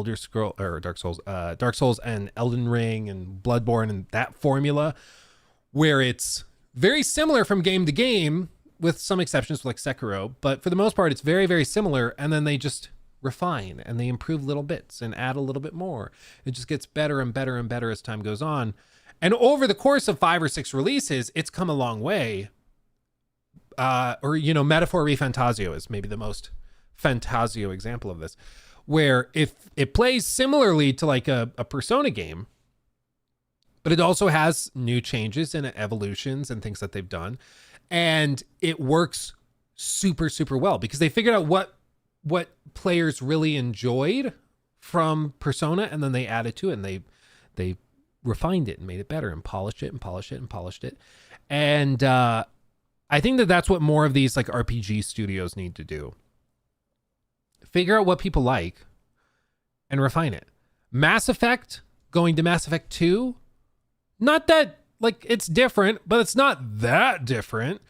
It's an iteration. But for some reason, like with Dragon Age, like, oh, we have to reinvent the wheel every single time. Like, you don't. That's what The Witcher did partly. Yeah, The Witcher trilogy is a really good example of I mean, I guess Witcher 1 to Witcher 2 is like a reinvention because Witcher 1 was really rough, but yeah, Witcher 2 to Witcher 3, definitely an iteration, and yeah. Let me see. Let me finish with these. Decimator, thank you for the sub at tier 1 over on Twitch. Thank you for that. Dumbledoof, thank you for the sub with Prime. Soraya-san, thank you again for the sub with Prime. Thank you. Kaldane, thank you for the membership. Spencer, yeah, Veilguard to La La Land. Sentry, Luke, the Lord of Cringe. You're damn right. Dan Collier, thank you for the 5. Please watch the latest clip from Grums if you get time. If we get time, we can check it out.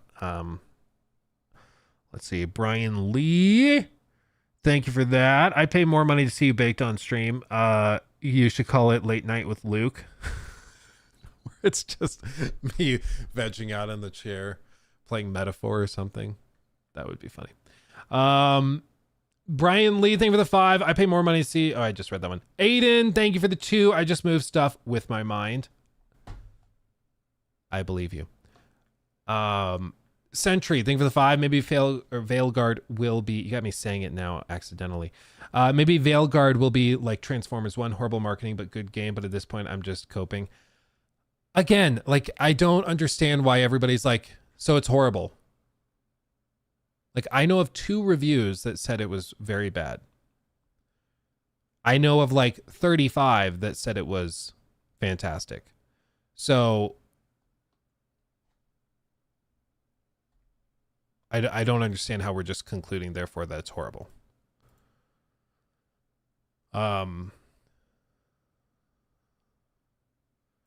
Did JV review it?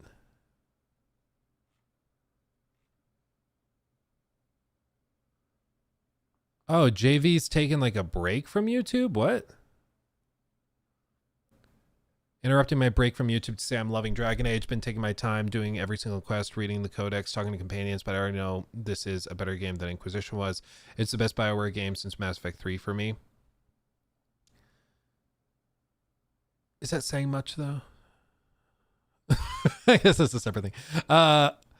As someone who does really like the new Dragon Age, dialogue bugs me too, but not for silly cultural reasons like woke or DEI.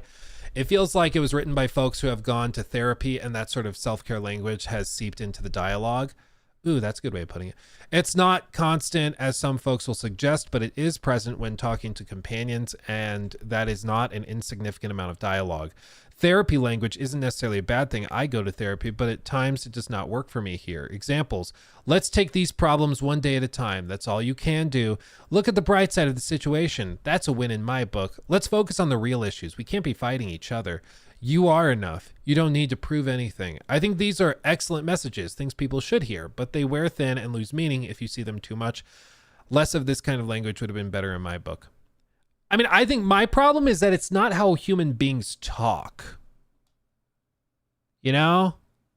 Like, that's not how... Maybe I just have toxic friends. Maybe I'm the problem. My friends don't talk like this. Like, if I go to one of my buddies and I say, man, I'm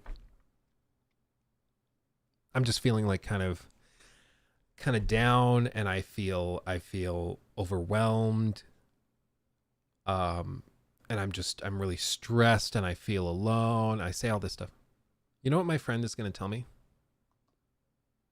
Shut your ass up. Get on. We're going to play some Call of Duty, dumbass. Here we go. Like, that's how friends talk to each other. At least my friends. We don't go like, well, it's important to have self-love and to appreciate around, like, you know. Like, I think I just, again, maybe I'm the problem. I don't have friends that are like, well, let's take these problems one day at a time. That's all you can do. No, like most like really friendly like close friends are gonna be like, listen, I understand you're feeling bad, man, but you're living a lot of people's dreams. Shut the hell up and let's just have a good day. Okay, you know, suck it up, buttercup. You know, like, let's just do that. Luke, can I steal your friends? Sure. Yeah, maybe it is toxic, maybe, but it's like, it's that fun, playful, like, silly, lighthearted thing. You know, I do find this really interesting. It's been written by Lucas folks who go to Severson therapy. Is now a member. Hope you've done your part in our Lord Todd Howard becoming president next week. Praise be. Praise be. Praise be to Todd. Praise be. Just a second, guys. I think this is the delivery guy. I just have to go grab the package. I'll be right back. Maybe we can build the PC. I'll be right back.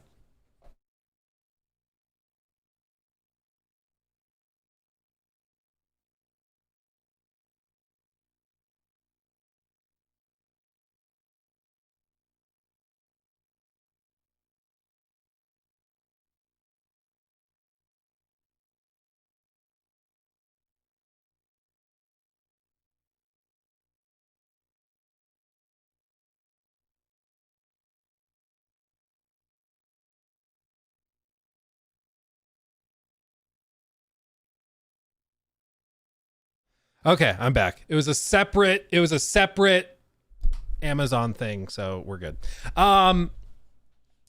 Okay. So what was I? Oh yeah. I just think that this is honestly it's a funny way of describing it, but it fits with what I've heard. It was written by folks who have gone to therapy. And that self-care language has seeped into the dialogue. And this kind of fits with,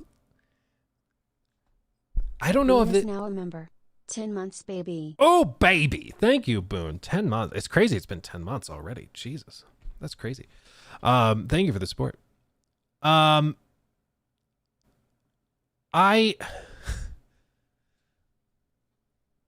don't know how to say that. It's not a bad thing. Okay. It's not a bad thing. I think it's a good thing. But a lot of the people that I've read reviews of for Dragon Age, they give off the vibe as people who have been to a lot of therapy. Again, that's not a bad idea. That's not bad. Ever, like, go to therapy. More power to you. But they seem like the type, you know? You know what I mean? I don't know if there is a type that goes to therapy more or less, but they seem like the type. In the same way, like, you see that one guy, you know, at the store, and he's wearing like a big scarf, and maybe he has those like perfectly circular glasses, looks like Harry Potter but thicker frames, and he walks around, his hair is very perfectly coiffed, and he's wearing a vest with a t-shirt underneath, and you're like, you drink tea instead of coffee. You know, you can just tell. I don't know what that tells you about the person, but like, you can tell just from their vibe. So I think Jackson is actually onto something here. Yeah. I think you can tell. Sounds like you, dude. Oh God. No, I'm a coffee bro. I have too much coffee. It's a bit of a problem. But maybe I should, if I start wearing vests, maybe that'll help me break my my addiction. They have coexist bumper stickers on their car and drive a Tesla. Oh, maybe. I don't know. I live in like Colorado, which is very like, it's deep blue, you know. I live in Colorado, and Teslas, it's kind of weird. Teslas used to be like the tree hugger type person car. Now it's not. Now if you see a Tesla on the road, it's pretty much always, honestly, people who look kind of like me. Like it's a lot of white dudes in their early to late 20s. Like that's most of the people that drive them nowadays. It's, yeah, I think it's because of Elon's like political stances recently, but it's not the same as it used to be. It's like Tesla bros. Yeah. It's like a whole thing. Anyway, I find this really funny. I'm glad we pulled up Jackson's posts. I didn't know he was taking a break from YouTube, but I thought surely he'd get a review code, and it sounds like he did. But oh yeah, he hasn't uploaded anything in like 3 weeks. Oh geez. Well, hopefully he's doing well. Just taking a breather, taking a break, having some fun. That's good. Maybe I should take a break. Whenever I've tried to take a break, I always just end up like, I'm on vacation. Let me film a video. Cause like I just like maybe people don't believe it, but like I love this. This is my passion. This is my like in some ways this is my therapy. Like I just really enjoy hanging out with all of you talking about video games and stuff. Sometimes it's annoying, sometimes it's stressful, or there's drama that is just dumb, but to me it doesn't feel like work. Like this is what I do to enjoy myself. So when I go on vacation, I'm like, yeah, I want to stream because I enjoy it. It's probably because I'm not trying to like grind out subs and memberships. If I was doing that and I was like e-begging all the time, guys, we haven't met our member goal, maybe then it wouldn't be that fun. But I'm a firm believer, if you're just doing your thing, you're having a good time, like things will kind of work out. Be like DSP then. Guys, it's been 3 minutes and we've had like no support.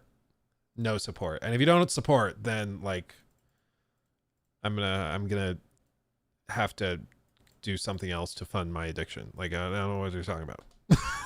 Like, I don't know, man.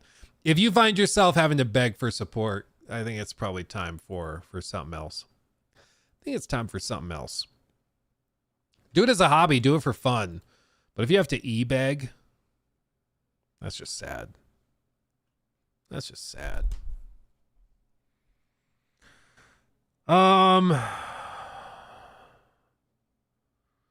Let's see.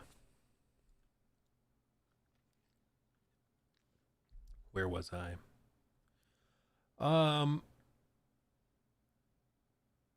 Yusuf, thank you for that super chat. Easy trick for the chat. If you ask Luke at the end of the stream about golf, D&D, or Warhammer, he will talk for an extra 30 minutes. Nuh-uh. I mean, okay, kind of. You got me there. Mike Damim, thank you for the 5. Hey, Luke. I thought about what the theme song intro can be for the podcast. Sing the final countdown, but replace it with the free roam podcast. Is the free roam podcast? Oh, that's good. That's good. You want to know what's insane? YouTube's like copyright thing has started identifying melodies. I can have a synth or something, or I can like hum a song, and if I'm humming the melody of a song, they can strike it. How insane is that? Like, it's stupid, but yeah, it's like a whole thing. Those bots are crazy, dude.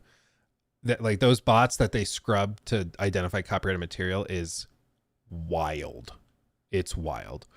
You can flip something, invert it, black and white, blur it, flip it again, distort it with like waves and stuff, and the bots can still see it. Like I don't know how they did it, but their bots they use for that stuff are so powerful, it's insane. They use the same bots to scrub Gmail accounts, by the way. So if you ever send an email attachment with something very naughty, they can catch it. There was a story out of Colorado like a year or two ago where a guy was distributing, let's just say, pictures and videos of younger individuals he should not have been. And he was sending them through Gmail. And so these things were attaching through like Google Drive. And Google Drive has bots that crawl all of the things uploaded to it. And they somehow were able to send an automated alert to like the Colorado Bureau of Investigation. And they got that guy arrested. And like it took down a whole network of those people. So like these bots they use to crawl these databases. I think Dropbox has done it too. Dropbox does it. Like they have bots that somehow they've trained to detect that stuff, and you know, more power to them that they're doing the Lord's work. It's crazy. But yeah, these bots they use to crawl and scrub data are so powerful. It's wild. Yeah, a rare Google W. Yeah. Where was I? Elijah, thank you for the 5. Veilguard's reviews remind me of the establishment game Journo Ecstasy over Gone Home mixed with the hype of Deathloop. Deathloop was such a weird one. So many people gave that a 10, and I was like, it's not bad, but like a 10? People were saying it was better than any of the Dishonored games. Deathloop. Are you kidding? Like, seriously? can I spoil it? Can I spoil the last bit? Like, I think at this point it's fair game because that was 2019? Was that 5 years ago? Do you guys know the big plot twist at the end of Deathloop? Do you guys know the big twist? Do you remember? Do you guys remember? It's supposed to be this big, like, whoa, that's so cool. That's so cool. I wonder if I can find the cutscene. Because you're going to think I'm like kind of making it up. You're going to think I'm making it up. What do I even search for? Deathloop. Maybe just plot twist. 6 minutes. I think this. Hello? Hello? Idiots yet? It's Juliana, in case you didn't remember. Okay, look, I don't know what I do. So there's like a lot of sexual tension for the whole game, okay? There's like a lot of sexual tension through the whole game where Colt and Juliana, like they're talking and kind of like bouncing around with each other. Like it's really weird, but like, oh, they're playing with each other. Like it's kind of coy like that. Last night, exactly. But if you could just, What? What did you say? I think we know each other. We know each other, don't we? Yes! Finally! You're back! So, how much do you remember about me? Well, it's a little hazy. What do you remember? My name's Colt. About me! You want to kill me for some reason, and I already know some fucking code, which I don't, and there's this You loop wanna break the loop, right? yeah, I think so. Look, if you don't try to break the loop, I'm just going to kill you over and over again in increasingly violent ways until you do. Fine, I'll break your fucking loop, and whatever I did to piss you off, I'm sorry. Still there? You never said that before. We dated, didn't we? Just go inside the library. You need to see this. We dated, didn't we? Okay, where's the thing? Where's the thing? You got to be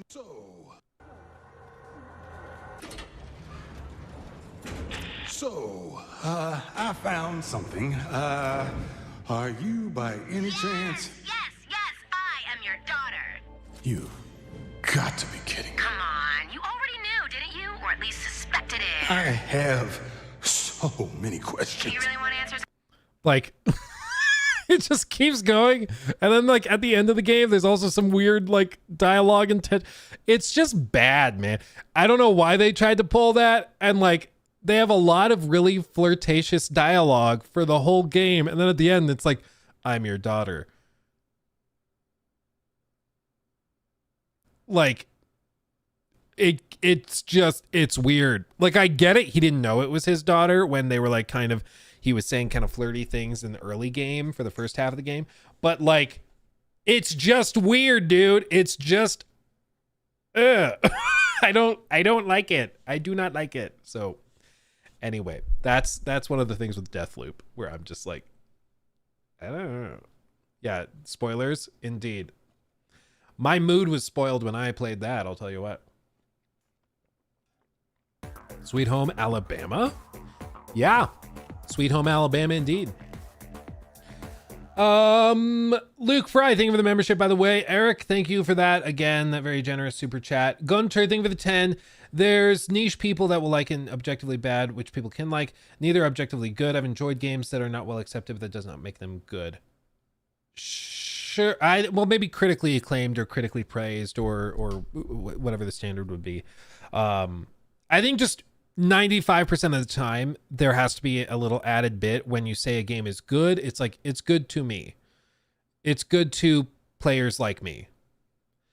Because your garbage dumpster fire may be someone else's masterpiece, which is sad to say. But if 95% of people rate something as a masterpiece and only 5% of people hate it, that should tell you that, oh, you are more likely to think this is a masterpiece. You're more likely to love this. But yeah, evaluation of video games, just like movies and books, are very subjective. Let's see. Lucas, thank you for that 11 months. Hope you've done your part. in our Lord Todd Howard becoming president next week. Praise be. Yeah, everybody has to write him in. Everybody has to write him in. Sure does. I wonder if we could look it up. Does anyone know if you can like look up write-in candidates? There's got to be some place you could look it up just to like see if anybody wrote in Todd Howard. Now I already voted, but now I kind of wish I could write it in because like my vote for president doesn't really matter because again, I'm in like deep blue Colorado. So my state is not going to change based on what I vote, but like it's going to go blue no matter what, whether I vote blue or vote red, whatever, or vote for Todd Howard. So what are you going to do? Ryan, thank you. What up, Luke? I'm sure you already discussed it, but your Quiet Place video was hilarious. I'm glad. Wait, what video? Yeah, so in case anybody's not aware, members get access to our supporter videos. So at least one video a month is exclusive for members of the channel, Patreon subscribers. Like if you've supported the channel financially like that, you get access to an exclusive member video. So if you are a member, go over to the Luke Stevens Live channel page and you'll see a member tab. And there are exclusive videos just for you guys, including an I tried of the new Quiet Place game where you have a microphone that actually hears you. And so if you make sound, the monster attacks you, which is kind of fun. It's a good time. It's a good time. Do patrons and members get the same stuff? Patreon members and subs get access to like the polls and stuff. They get to vote on the next big project. But as for the like exclusive videos and stuff, that all is like it's parodied. There's parody across it. So if you give $5 on YouTube to be a member, you get the same thing as somebody that paid $5 on Patreon. If that makes sense. Will the video go public eventually? Probably not. Probably not. I think it makes sense if those things are exclusive. And by the time they would go public, it would be kind of after the fact. A lot of them are like we might do something where I show you like one of the videos we did was me showing you and walking you through one of the monster encounters I had planned for my D&D game I'm running. And so there's little stuff like that we've done. Ooh, I just heard a doo-doo. Did they deliver the rest of our stuff? Ooh, one thing got delivered. Oh, but it's in the mailbox. Oh, so I can't just run up and grab it. Pooh. Bummer. Okay. Luke, OnlyFans when? That's a great question. It's Todd with a gun. Yeah, for real. The D&D video was absolutely delightful. Yeah, I enjoyed doing that too, and I think we'll do a lot more stuff like that. Maybe I'll do a deep dive of some other random stuff like, what's that? What's that head that I've 3D printed up there? Why do I have that? Seems a little random. Maybe I'll do a video explaining that, telling the story of that. I also have another one. Do you want to see my other head I randomly have? You guys should know what this one is. Here it is. Do you know this one? Do you recognize it? Probably not. Oh, that's kind of cool how it reflects. Oh. It is perhaps morbid, but it is a 3D scan of the death mask of Napoleon. Why do I have this? But there you go. Not a bad print. Yeah, it turned out pretty good. Just put them on the floor. Okay. Why not have it? That's a great question.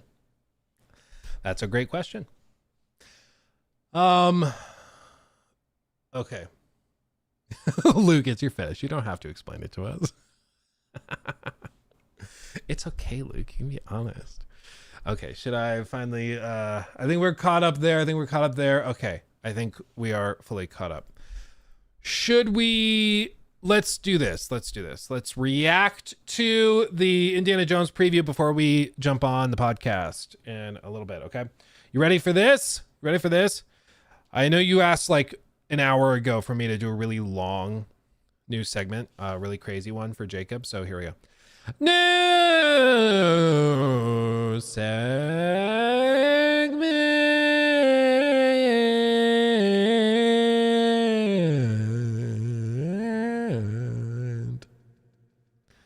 There you go. You're welcome. Yeah, it's Travis Scott. Look out. There's a new player in town. New king of autotune. Here we go. You ready? This is new segment. This is the preview. Sorry. This is the final preview of Indiana Jones and the Great Circle. IGN got to play it. They invited some other smaller Xbox channels, Xbox focused channels out. They invited one guy that has a YouTube channel dedicated to Indiana Jones. Honestly, like, I'm not totally sure what the point of these previews are if you're not going to invite like what I would consider to be more critical or skeptical people. Doesn't have to be me. Invite Skill Up, for example. You know, invite somebody like that. I'm not sure if he went. I don't think he did. But seeing like Xbox diehard fanboys who were saying that Redfall was going to be the next big thing, seeing them praise Indiana Jones does nothing to convince me. It just doesn't. Like I see that and I'm like, okay. If anything, I'm less likely to think this game has potential. Like, if anything, if those people are the ones hyping it up, I'm like, okay, well, now I'm even more skeptical. You know, looking at more suspicious. So I think Xbox needs to stop trying to cater so specifically to the 15 people that are dedicated to just Xbox coverage. It doesn't actually help them. I don't think they realize. I don't think they realize that. But let's see what IGN had to say about it. The last truly great Indiana Jones movie came out 35 years ago. Since How then, dare you. pop culture's most famous archaeologists' last two big screen outings have been flops. In fact, Indy's best work since The Last Crusade has come in video game form. 1992's LucasArts point-and-click adventure classic The Fate of Atlantis, The Collective's excellent third-person action-adventure The Emperor's Tomb on PS2 and original Xbox in 2003, and more recently, the LEGO Indiana Jones games in 2008 and 2009. So no matter how you look at it, it's been a long time since Indy has showed out. And it's fair to wonder if the current generation of gamers even cares about Dr. Henry Jones and his relic-chasing, Nazi-punching escapades. I think that's a very good question. I'm not so sure if Gen Zoomer cares about Indiana Jones. I mean, I just... Honestly, I forgot there was another Indiana Jones movie recently. Did anybody here see it? I forgot it existed until this moment. I know Crystal Skull, but what even was the new one? I don't even remember the like name of it. No idea. Nobody knows. Yeah, no, I have no idea. Bile of Dysentery. Dial of Destiny. Is that what it was?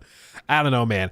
I have like, I don't think Indiana Jones is as big as it once was. And I don't think that is even a controversial thing to say. So whether or not the brand carries this game, I really don't think so. If Avatar couldn't carry Frontiers of Pandora to success, and if Star Wars couldn't bring Star Wars Outlaws to success, I don't see how Indiana Jones can rely on Indiana Jones to carry it to success. It's all going to be about the game and how good the game is. So I don't think it gets any bonus points for the brand, is what I'm saying, for the franchise. But let's see. I'm here to tell you that after playing a few hours of Machine Games' Indiana Jones and the Great Circle, generations of gamers both new and old should care. Because as good as the studio's recent Wolfenstein reboots were, the Great Circle might be even better. Next plane to Rome. Stop. Need help. Stop. Meet me in Vatican. Stop. Indy. It's still crazy that that's Troy Baker. That's Joel from The Last of Us, and he sounds just like Harrison Ford. It's crazy. Playing Indiana Jones and the Great Circle showed me, among other things, is that it's more of an adventure action game rather than the typical action adventure game. And it's absolutely not a first-person shooter. Yes, Indy has a revolver here. You can also grab rifles and German Luger pistols, but I used it exactly once the entire time I played. And when I did, the gun wasn't the only thing that got loud. It alerted everyone at the Giza dig site near the Great Pyramids, and Indiana... Man, am I the only one that gets like super like motion sick seeing people play first person stuff with a controller when the FOV isn't high? Like, I need the FOV at like 110, otherwise I'm just I can't do it. Indiana Jones is no match for 2 armed bad guys, let alone several. In short, firearms are clearly a last resort in the Great Circle. But I'm getting ahead of myself. My hands-on session started at the beginning of the campaign at Marshall College, where Dr. Jones is, of course, Dr. a professor Jones of archaeology. Archaeology is the search for fact, not truth. I just love how they're like, Indiana Jones. How do we make him seem like a professor? Glasses. Give him glasses. That's all he needs. Like, good enough. The bow tie helps a little too. The bow tie helps. Yeah, that's true. Indy's working late with his friend and colleague, Dr. Marcus Brody. A noise stirs him, and Henry investigates, with you controlling our hero as he walks down the college hall towards the source of the noise, finding broken glass and a display scattered along the way. Thus we come to the Great Circle's first puzzle, putting the fallen relics back on their proper shelves using clues in the displays. The Bastet statue goes in the Egyptian section. Once that's done, Indy encounters an extremely tall man wearing a talisman who takes something from the college's museum display, beats up our good doctor, and escapes, leaving the pendant around his neck behind after it tore off during his getaway. When a presumably concussed Dr. Jones awakens the next morning, he and Marcus suss out a lead based on the stolen relic. He took the cat mummy, Marcus. But why? And Indy quickly packs for the Vatican, bringing only his bullwhip, the pendant, a vinyl record for a friend in Italy, and of course, Indy's infamous fedora. How weird is it? Like, it must be so weird for Harrison Ford to see himself now in a video game, but not himself, like himself from 40, 50 years ago. Like, that's gotta be so freaking weird. I don't know what I'm sure he's getting a big old payday, but they might also have it so it's like, you know, Lucasfilm bought the rights to his likeness, so he's not even getting paid for this. It's just, it's got to be weird. It's got to be weird. But it's also like, you are Indiana Jones. You can't really recast it. So it's just such a fascinating thing to be such a an iconic face, you know? The gameplay during the Vatican mission reminded me of a classic game I didn't expect the Great Circle to tap into, but I certainly didn't mind. Thief. I suppose the nighttime setting and classic Italian architecture contributed to that vibe, but it was more so the fact that stealth is the dominant approach here. Along with the fact that there are a whole lot of doors to find keys to unlock, valuables to backtrack to later, and hidden items and information all over the place. Now what do the black shirts want with the Vatican? While Indy's fists are his prime... What was that? What was that? Now what do the black shirts want with the Vatican? While You are in full view. And then the guard's like, did I see something? What was that? If it's really stealth heavy, the AI is going to be like super, super crucial. And I mean, I would think that they were playing on journalist mode.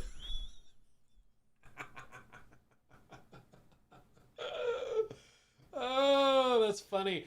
Or they had a dedicated mode, because this is the Alien Isolation guy that didn't like the Alien Isolation AI. So maybe that's so funny of me. Oh man, that would be really fun. Can you imagine how triggered people would get if a game like this had, instead of very easy, they set it to journalist mode, or it's like very easy parentheses journalist mode? They get so triggered. You'd see people giving it like a 4 out of 10 because, like, honestly, the destabilization in games media that this is attempting to do is really harmful. It's like, I mean, yes, I did play on journalist mode, but still really, really insulting. It's so stupid. Anyway, this game is going to be dependent, I think, a lot on AI quality. And, like, I've played a number of first-person stealth games. Like we were just talking earlier about Dishonored. This would normally be just, you are detected. No, like, slowly loading suspicion. Like, you are in full view. You are in the doorway. So already I'm like, uh-oh. Indy's fists are his primary weapon in the Great Circle. Sure you did your best, champ. I quickly learned that it's best to get something in his hands whenever possible. Giggity. As sneaking up from behind with a sufficiently potent object can yield a one-hit stealth takedown.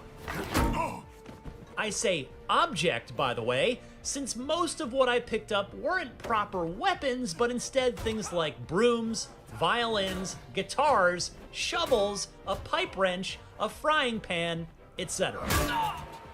Even more fun was using the push button to send bad guys crashing spine first to the ground below from great heights when encountering them up on ledges, of which there are many at the Vatican, apparently. All right, pal, you asked for it. Indy can punch, strong punch, block, shove, and use his whip to stun enemies or knock the gun out of their hand.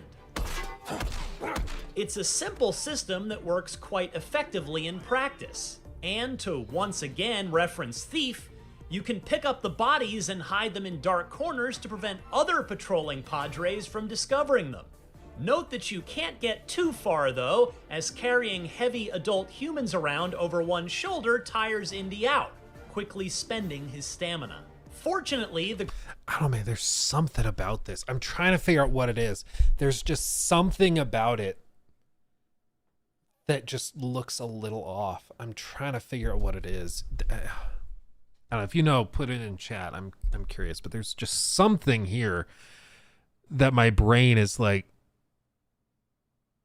not liking. I don't know. The Great Circle packs an upgrade system that lets you spend the adventure points you get from thoroughly exploring each environment and discovering secrets, and later taking pictures of notable sites. You'll discover books that contain said upgrades, but you'll need sufficient adventure points to actually apply the new skill. Punch Out, for example, replenishes your stamina when an enemy is knocked out.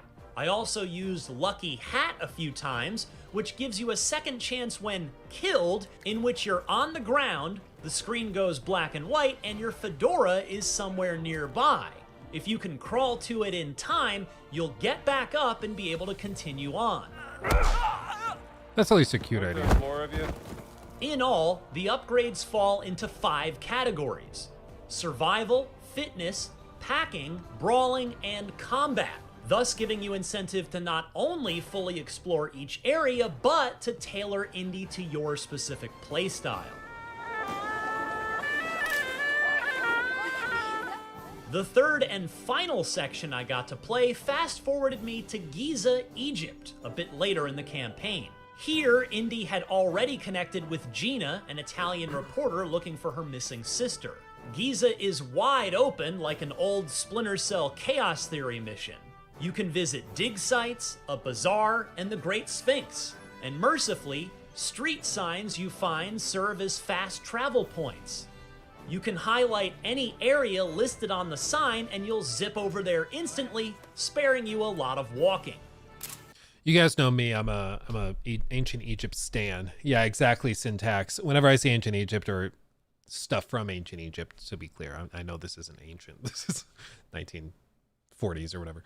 Or 30s or 40s. But when I see this, I'm like, ooh, baby. I get excited. But it's going to be interesting because Wolfenstein, obviously, like, the studio is known primarily for Wolfenstein, and those games are first-person shooters through and through. So to see them targeting, like, what basically seems like a stealth game primarily is surprising. I understand why. I mean, it's Indiana Jones. It's not going to be super gun heavy or shootout heavy, but it's just an interesting formula for them to tackle, you know? In choosing one area to explore, I successfully snuck my way around to the opposite side of a Nazi dig site that I needed to literally get to the bottom of, where the elevator was. No one gets down to the tomb. Only to find that its two sources of power were disconnected. Why is this thing not working? This led to 2 more stealth sequences into separate caves to get them turned back on. One of which let me sadistically fry some Nazis who were standing in a pool of shallow water with a wire I just brought to life. And another even had me swimming under. Just gonna be real, fam. That electric effect looks like brought to life. Dog crap. What is that? That's like, I think BioShock had better electrified water, but it's not why you're playing this game. It's just funny that don't look good. And another even had me swimming underwater. Before finally getting to ride the reactivated elevator all the way down to the underground tomb. A stone glyph logic puzzle down there challenged me to place 3 round stone plates into their correct spots on a mural, triggering a beam of sunlight that shone across the room onto a wall. I picked up a nearby sledgehammer, bashed the wall a few times, and a hidden room was revealed. And there's something behind that. Inside was classic indie desecrating ancient sites. The relic the Nazis were after, but Indy had beaten them to it instead. Nazi idiots. Unfortunately, I soon ran out of time before my demo session ended. It turns out I'd spent more time than I should have in my limited preview window exploring other paths, taking on side quests, and taking photos of Giza. It is something, ain't it? In other words, I spent a bit too much time adventuring. No regrets. As I said, it's clear now that Indiana Jones and the Great Circle is more of an adventure-action game than an action-adventure one, but after a few hours playing it, I love it for that. The first word you'd likely associate with Indiana Jones is probably adventure, not action, and the Great Circle hones in on that. I'm absolutely smitten with the look, tone, pacing, and voice acting here. I said, who is Father Ventura? Shout out to Troy Baker for effectively pulling off a 40-something indie. What Machine Games has got going here is a very unique blend of gameplay. In fact, I talked in my first hands-off preview about how much Indiana Jones and the Great Circle reminded me of 2004's seminal first-person stealth adventure game, The Chronicles of Riddick: Escape from Butcher Bay, which not only proved that licensed games could be incredible, the opposite was usually the case back then, but it showed that a first-person game didn't have to be a shooter to be riveting. Butcher Bay was built by the same core group of developers that later founded Machine Games, many of whom are still with the studio, and that Riddick influence is just as evident when playing The Great Circle as it is watching it. I don't know if executive producer Todd Howard, who famously pitched this idea to Lucasfilm many years ago, had Machine Games in mind when he came up with it, but the pairing absolutely works, and I absolutely can't wait to experience the rest of Indy's latest adventure.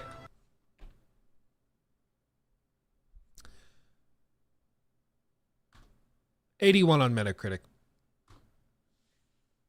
That's my guess. I mean, to hear that they're like, oh, it's an adventure game with a lot of stealth. Like, I'm not opposed to it. Obviously, like, there's some really good adventure stealth games.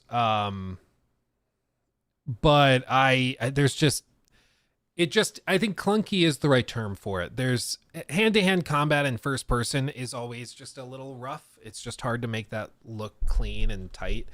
And then there's also sort of an incentive when you have a lot of stealth systems. You don't want the combat or the melee combat to be like super, super tight because you want people to pursue stealth. So you don't want it to be too powerful as a tool. Same with guns and all of that. So it seems like there's going to be a lot of crouching, sneaking around levels, things like that. So it's going to be a much slower paced game with occasional spurts of energy with big set pieces like the plane and the blimps that we saw, which is fine. But I think it's going to be a much slower game than people maybe initially anticipated. I'm not opposed to it, but it's just different than I was personally hoping for. But we'll keep an eye on it. It comes out very soon. It feels like we know very little about it considering it's like a little bit over a month away, you know? But we'll see. We'll keep an eye on it.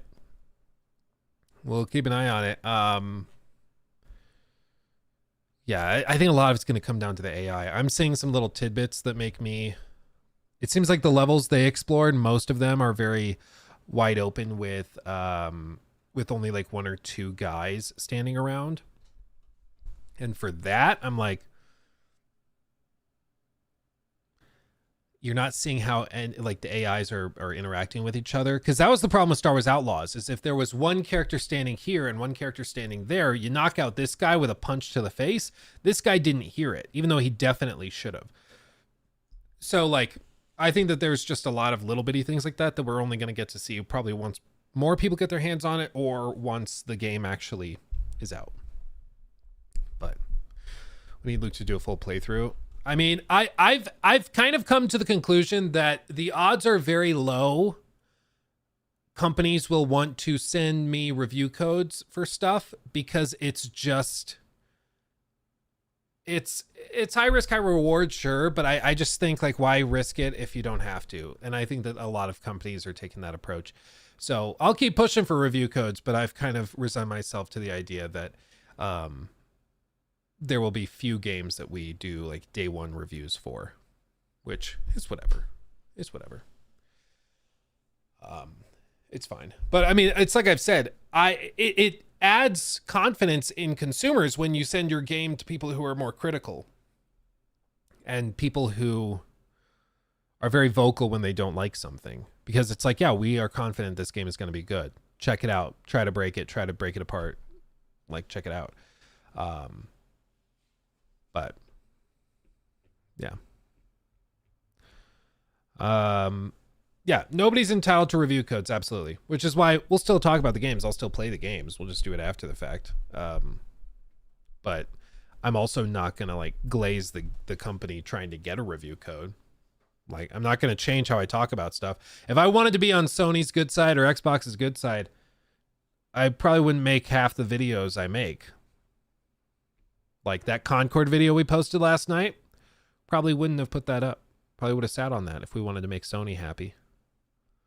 I mean, like, I've literally put out tweets and videos calling for like the firing of the current co-CEO of PlayStation. Like, I don't tend to be that quiet when I'm upset about something. So, it just is what it is. It is what it is. Anyway, what we're going to do, I'm going to reset. We're going to end this stream. We're going to launch a new stream with Joel Raptor. Let me catch up on these real quick. Ryan Manley, thank you for the 5. I think he has tiny hands depending on what indie is holding. Like when he's holding the lighter, he looks like he has T-Rex arms and hands. I noticed that too. It might just be the FOV or the angle that his hand is at, but yeah, there's something there. And then Samuel, thank you for the 5. What are the best stealth games in your opinion? I think Metal Gear Solid 5 is gold standard, and also Ryan's voice is excruciating side tangent. He's like their head of reviews, I think. He's like one of the head honchos. He's been there for like 20 years. He's like OG. And you can kind of tell. I mean, he's like the top guy. He's the top guy. But as for Metal Gear Solid 5, I think that's probably cream of the crop as well for stealth games. There's others. I mean, Dishonored is the other kind of goated franchise that people point to a lot. There's others that have done interesting stuff. Oh, shoot, what's the name of it?